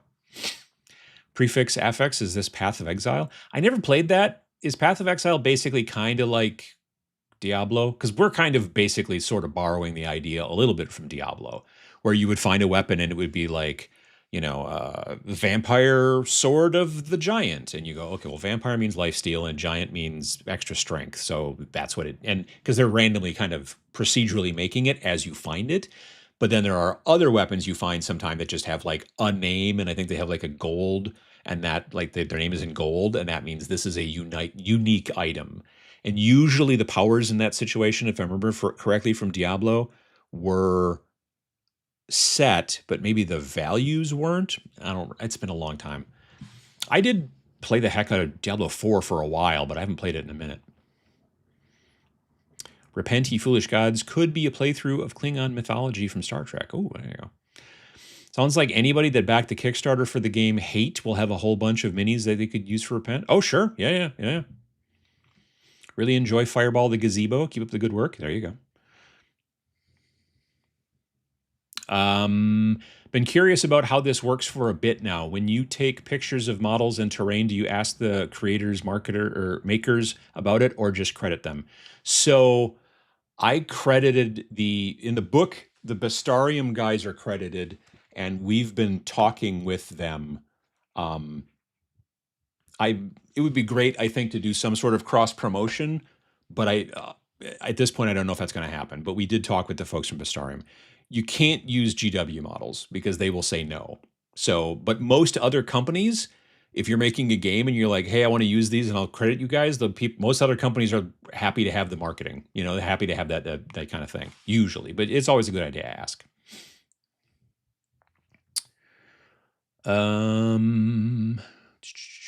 Wish I had enough space for a 3D printer. My place is so small. That's why I have been crafting my own terrain pieces and buy some stuff I like. Gotcha. Yeah.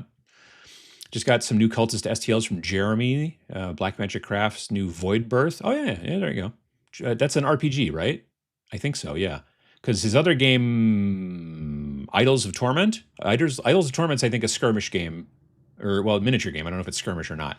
But I think Void Birth, I did watch a video of his recently where I think he was talking about, I think it's an RPG. Excuse me.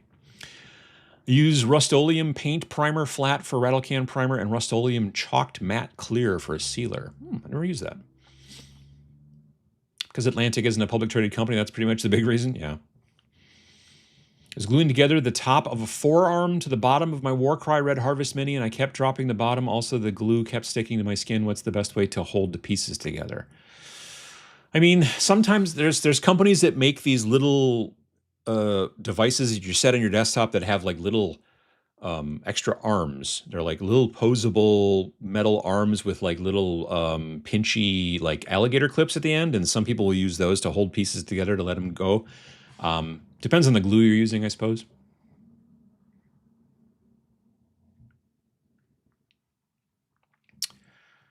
Speaking of fine, detailed plastic models, the figs from Firelock Games Blood and Plunder look great, but are incredibly fragile. I've snapped off several paper-thin swords. No kidding.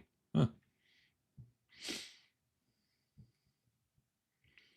40K 3rd edition, there was an army list for the Lost and the Damned, a mix of Traitor Guard, mutants, Chaos Organs, and all that. Wargames Atlantic finally provided easy-to-get models. Well, there you go. Think of GW making minis like Walter White cooking meth. Any bloke on the planet can cook to 96%. It's that last 3%. It's a whole different level. It's a whole different price structure, that's for sure. Yeah. I've read that now with the metal 3D printing processes, mold making costs can drop drastically while increasing plastic details. So what's your excuse, GW? I don't know if they're there yet, but down the road, I could see it happening. I mean, right now, man, making molds is still a dark art. You know what I mean? Cultist Knight would be good. Maybe Trench Crusade as well. Could be. If you're like me, fingers sometimes get in my own way if the parts are so small. Yeah.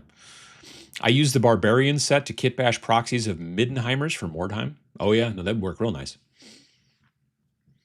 PoE is like Diablo. I think some of the devs from Path of Exile also worked on Diablo at some point. Yeah, I mean, I know that a bunch of people left Diablo and worked on Torchlight. I think it's called Torchlight. I played a bunch of Torchlight back in the day. By the way, consider me one of the 6 listeners who wants to hear more about stochastic dot printing. Oh, the stochastic dots. So I can't really go into it in detail here because I can't zoom in enough really with this camera. The way that you see pictures in magazines and the newspaper, you remember newspapers, right? Is that they are printed with a series of dots, and it's usually known as a halftone. And when you zoom way in, maybe I can do this with my phone. Let's try, shall we? Oh, I can, kind of. Okay. So normally if you look at, especially newspapers, because newspapers are usually relatively low res.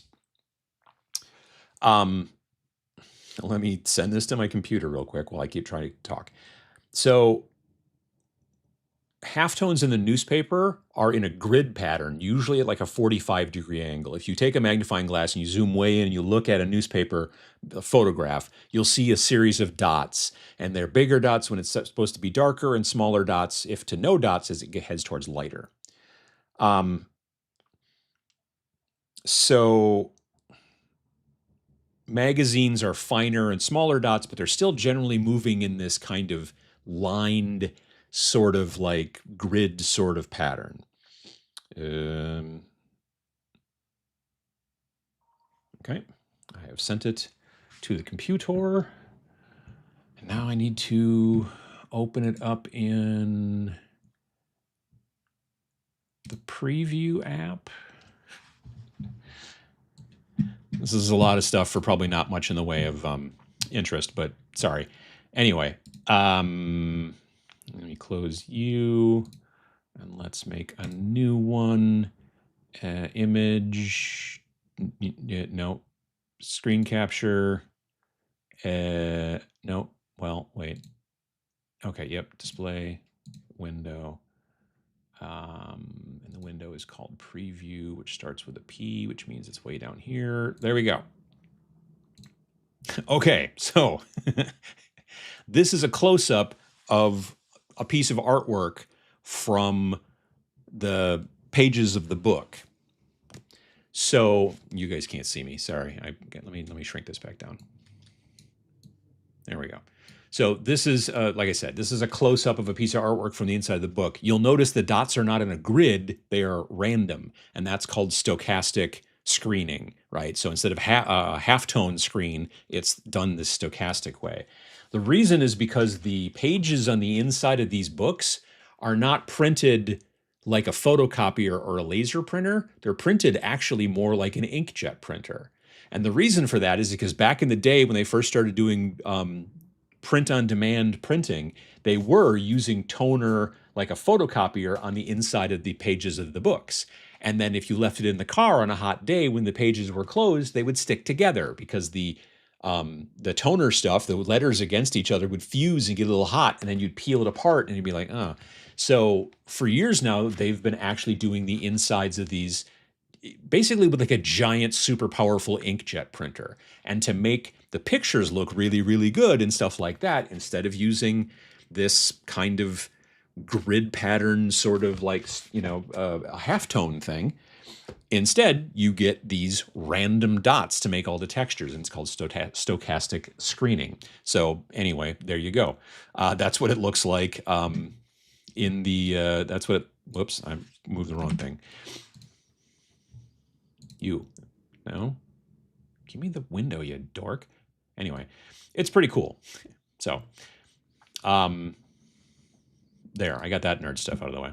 Well, wait, let me go back over here and get you turned off. And we're back to That. Um, what else? So all these kind of pictures and stuff like that, you know, the photographs, the drawings, all that kind of stuff, they look really, really nice, and you don't see those lines kind of from the grid pattern, and it's because it's print on demand, which I just think makes the books in black and white specifically look a lot better. But yeah, so there we go. Back to that, and let's see here. We discussing dot matrices for a minute. We were there, but I'm good now.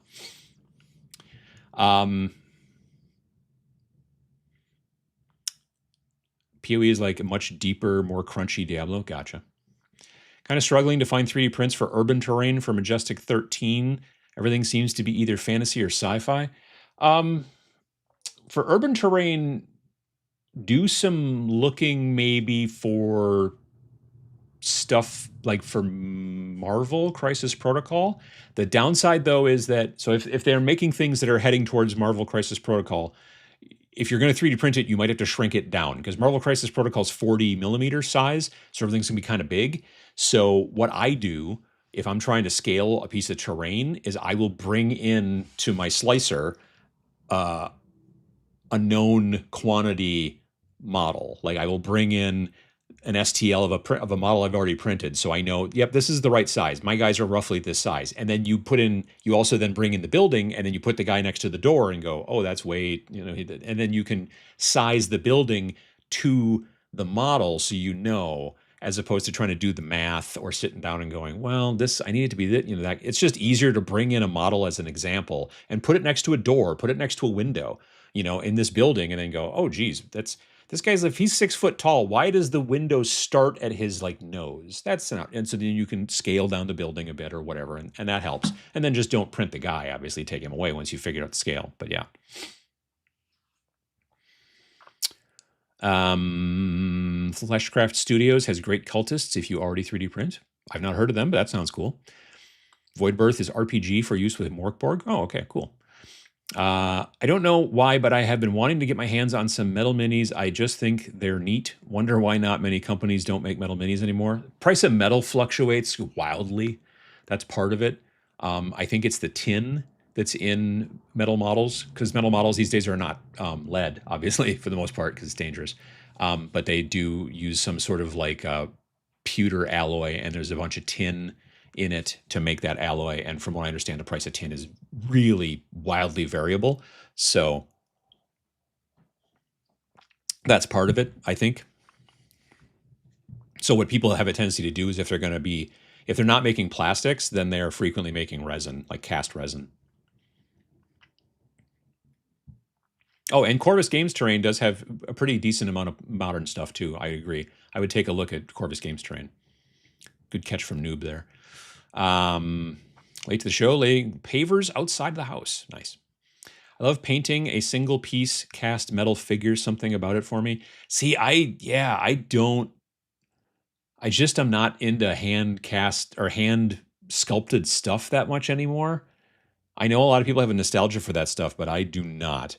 And I had somebody in the comments on Friday was like, oh, I'm going to take away your nerd card. And I'm like, that's fine. Keep it. I'm not interested in that old hand sculpted stuff. It's just not for me, but I'm glad that other people like it. So that's cool.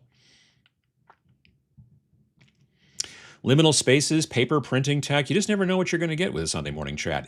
You're not wrong. You're not wrong. For modern trend, slightly post-apocalyptic, check out Kraken Studios. I'm waiting for the the Warhammer War Games Atlantic Egyptians for my Of Gods and Mortals armies. Huh, I didn't know they were making Egyptians. That's pretty cool. Oh yeah, Brutal Cities is cool too, but the only downside to Brutal Cities, I love their stuff, but it's MDF and it's in Australia. So getting a whole bunch of it shipped to America is heavy and expensive. So something to keep in mind. But they do make cool stuff. You're still a nerd, just not a grognard. I'm okay with that. That's fine. Speaking of things that are completely unrelated as well, and we were talking, well, sort of, because we were talking about video games a little bit. I mentioned recently that I want to I wanted to build a little mini PC. Well, not build, just buy a mini PC for playing like Steam games on, but I wanted to put Linux on it. So I hope that this is a I hope this helps somebody in need. So I buy this thing from a company called GeekCom. It's a little tiny box, and it's got I don't know, it's got not NVIDIA stuff or Intel. It's all AMD and blah blah, and it's all self-contained and everything like that. And I watched a video from a guy who's like, "Yeah, I did this and it was awesome, cool." So I go to Best Buy and I buy a 27-inch monitor, an LG Ultra Gear, which was on sale, and it was, well, I don't think it was on sale. It was, I don't know, it wasn't super crazy expensive. It's not, but it's a gaming um, monitor. And I'm going to put Linux on it. I'm going to put something on Linux, something called Bazite, Bazzite, which is like a Linux distro that's designed for Steam gaming. Basically, it's very super stripped down, but easy to load. It's supposed to be the bee's knees. So the first thing you do is you put it on a thumb drive, you make a ISO, and you have to basically install it on this machine, which means you have to go into the BIOS. And it says, according to GeekCom's website, F7, you hold that down and then you can go to the BIOS and do some stuff. And then you can install this, get rid of Windows, get that filth off the hard drive, and then go to town. So I plug everything all in, and I'm hitting the F7 key. I'm not getting BIOS. That's weird. I'm not getting anything. It's the screen is like, oh, there's no signal, so we're going to shut down. Cool. So eventually I unplug the drive. I just go, let's just try to load into Windows and see if this thing works at all. Goes into Windows, it's fine, whatever. Well, there's ways in Windows to get to the BIOS. You can go to the system and then recovery and tell it to restart now, and it'll go to a kind of a thing that gives you some choices, and then you click on that and goes to the BIOS. Can't get there that way either. Just, you tell it, hey, I want to do that restart. Okay, cool, restarting, and then it just black screen and nothing happens. I'm like, what is going on? So I return it because I'm like, well, this thing is broken or something because I can't get to the BIOS. And I know it's not the company saying we don't want you to get to the BIOS because I'm looking at the documentation on their website and they're like, this is how you get to the BIOS. So I got that machine on Amazon from GeekCom. I end up realizing that if I order straight from GeekCom, I can get a machine with twice as much RAM for the same price. It goes from 16 to 32 gigs of RAM, blah, blah, blah, great. So I ordered a machine from them, and I'm like, okay, it's probably coming from China. It's going to get here in a couple of weeks. Well, it was actually shipped from Aurora, Illinois, and I had it in 2 days. I was like, oh, neat, cool. So yesterday, I take it back up to the studio. If you watched my video last week, you'll notice like where the TMX or the Tabletop Minions logo on the wall is. There was a turned off monitor in the way. That's that LG Ultra Gear. So anyway, I go there yesterday. I plug this thing in. I'm like getting ready to exact same thing. Cannot get to the BIOS. It's driving me insane. And then finally I get this idea. I'm like, well, the only thing that's not changed since the last machine is the monitor and the mouse and the keyboard. It's probably not the mouse and the keyboard. Like, I know that you're not supposed to use a wireless keyboard to try to hit the button to get the BIOS. And I wasn't using a wireless keyboard, so that's probably not the case. So I'm like, maybe it's the monitor. That doesn't make any sense. So I was going to come home and get a new monitor, and then I realized I had a little 7-inch monitor for video stuff that had HDMI in. So I just plugged that in, went immediately to the BIOS. No problem. It turns out this crappy LG Ultra Gear fancy schmancy gaming laptop won't show anything but 1440p data. So when the motherboard is sending the initial loading screens on your PC that say press F2 to what all that stuff, it's in like 1024 by 768 or 800 by 600. And the monitor's just like, that's not a thing. And it just says there's no signal coming from the computer. So the whole time that it was sitting there saying, okay, we're going to restart, and it would bring up that blue screen, well, it's what it was supposed to be doing. The computer was doing it. The monitor was just ignoring it. So I fought for 3 hours with 2 different computers because the monitor wouldn't show me the BIOS. So I returned that monitor to Best Buy, came back with a Samsung, same size, same basically everything else, same price, no problem. Booted up perfectly, was great. So I've loaded Bazite on there, I've put Steam on there. It works really well, no problems. The only problem was the stupid monitor. So if you ever have a computer that just is like not letting you into the BIOS, it could be your monitor that is saying, nah, I don't really see that as being actual data, so I'm not going to show it to you, which is stupid annoying. But I hope that helps somebody someday. I don't know. It drove me nuts for 3 to 4 hours, and there you go. Anyway, all right. So now I have a cool little tiny, which after TMX I will figure out where to deploy here at the house. But I have a little tiny little computer for playing some Steam games on and stuff like that. So that'll be fun. I was playing Brotato yesterday afternoon to test it. You got to test these things. Let's see here. Where are we? Talking about terrain, brutal cities. Morning from a sunny day in Alaska. How you doing? Zamac is an alloy family used for a load of different metal things like die-cast cars and Hot Wheels. Alloy can be tweaked for casting, stamping, machining. Wonder who I know minis in Zamac. I don't know. It's a good question.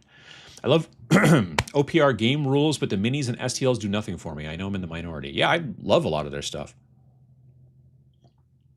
I actually want to gather a bunch of stuff from their new Human Defense Force. I want to get a bunch of stuff.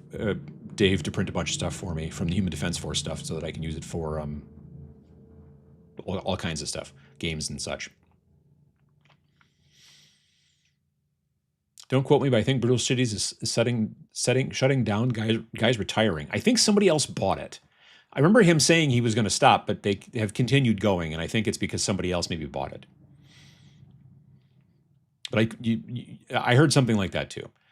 I think hand sculpted works well for weirder, goofier, or monstrous. Like, yeah, silly. I could see that. Yeah.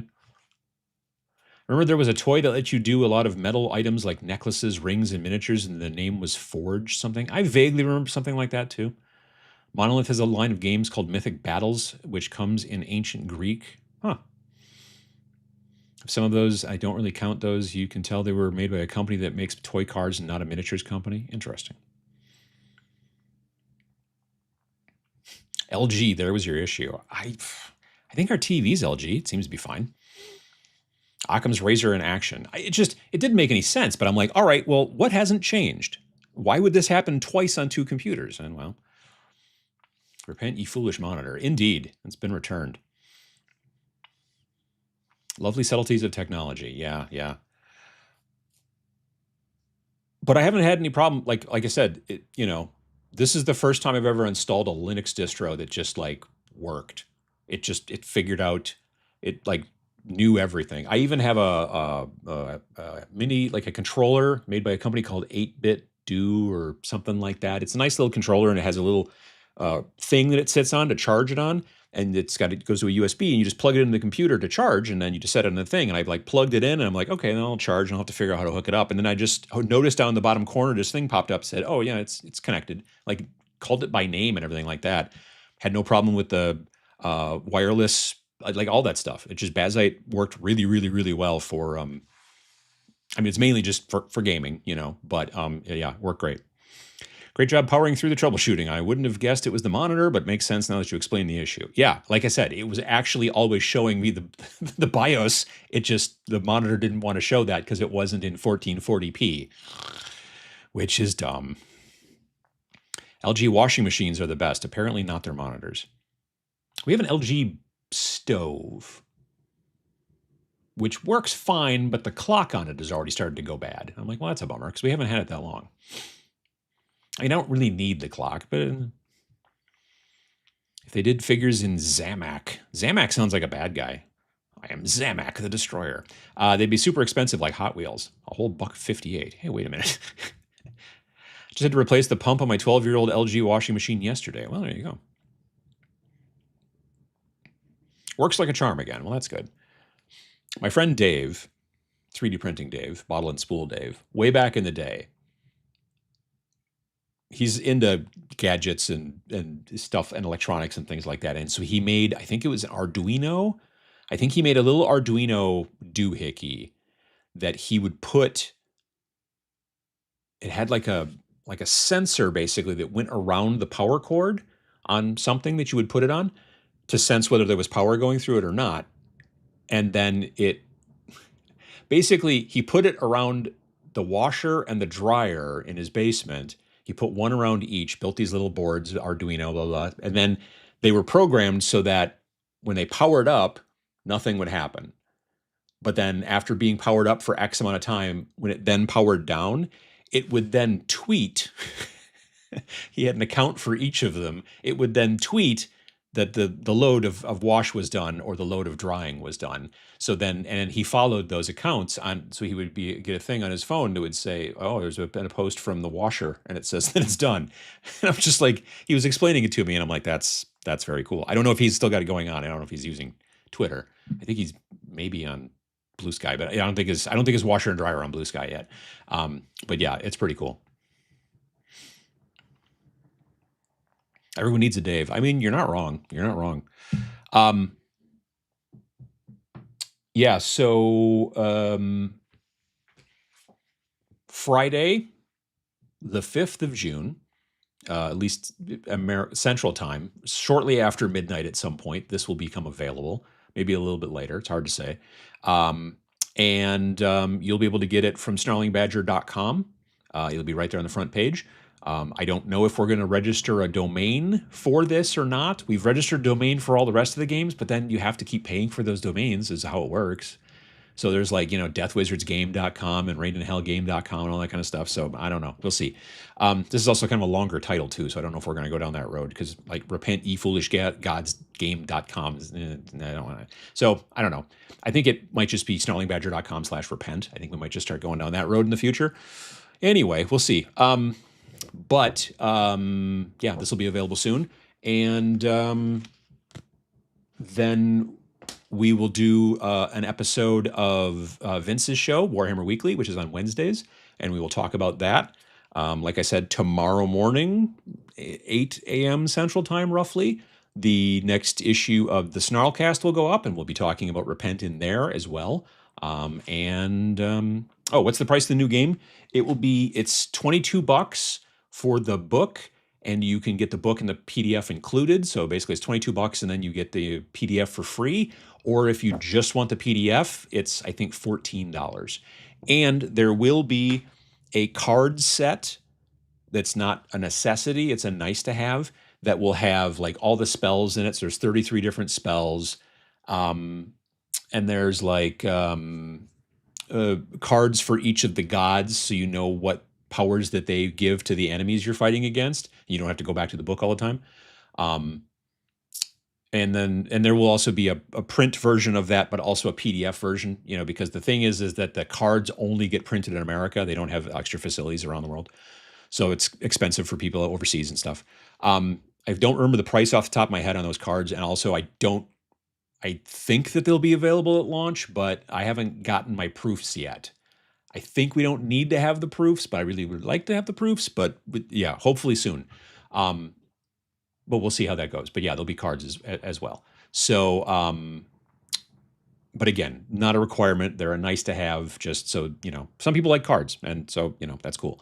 Yeah, but all that stuff will be ready to go on Friday. There'll be a video on my channel, there'll be a video on Vince's channel. There'll be battle report you'll be able to find on the website, all that fun stuff. And yeah, then they'll be out there in the world, and then we will start work on Snarl 2026 and then go from there. And you'll see that in November.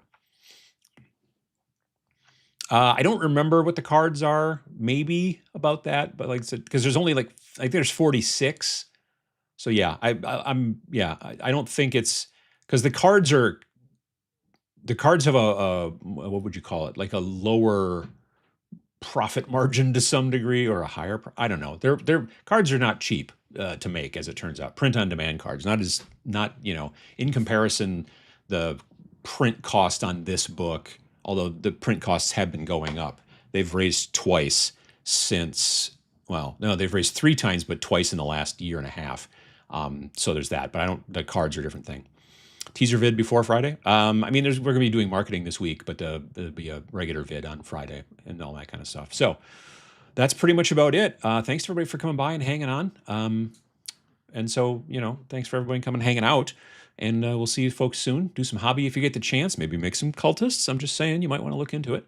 And yeah, we'll see you again soon. If you're interested in the podcast, tomorrow morning, the Snarlcast will go live. So follow it on your podcast thingy of choice, and that'll be great. And yeah, we'll see you again soon. Like I said, I don't know that in 2 weeks we'll be able to do this because it'll be TMX, so I might have to slide it, but we'll see how it goes. There you go. And that's pretty much about it, everybody. Have yourselves a good rest of your day, and we'll see you again soon. Thanks for watching.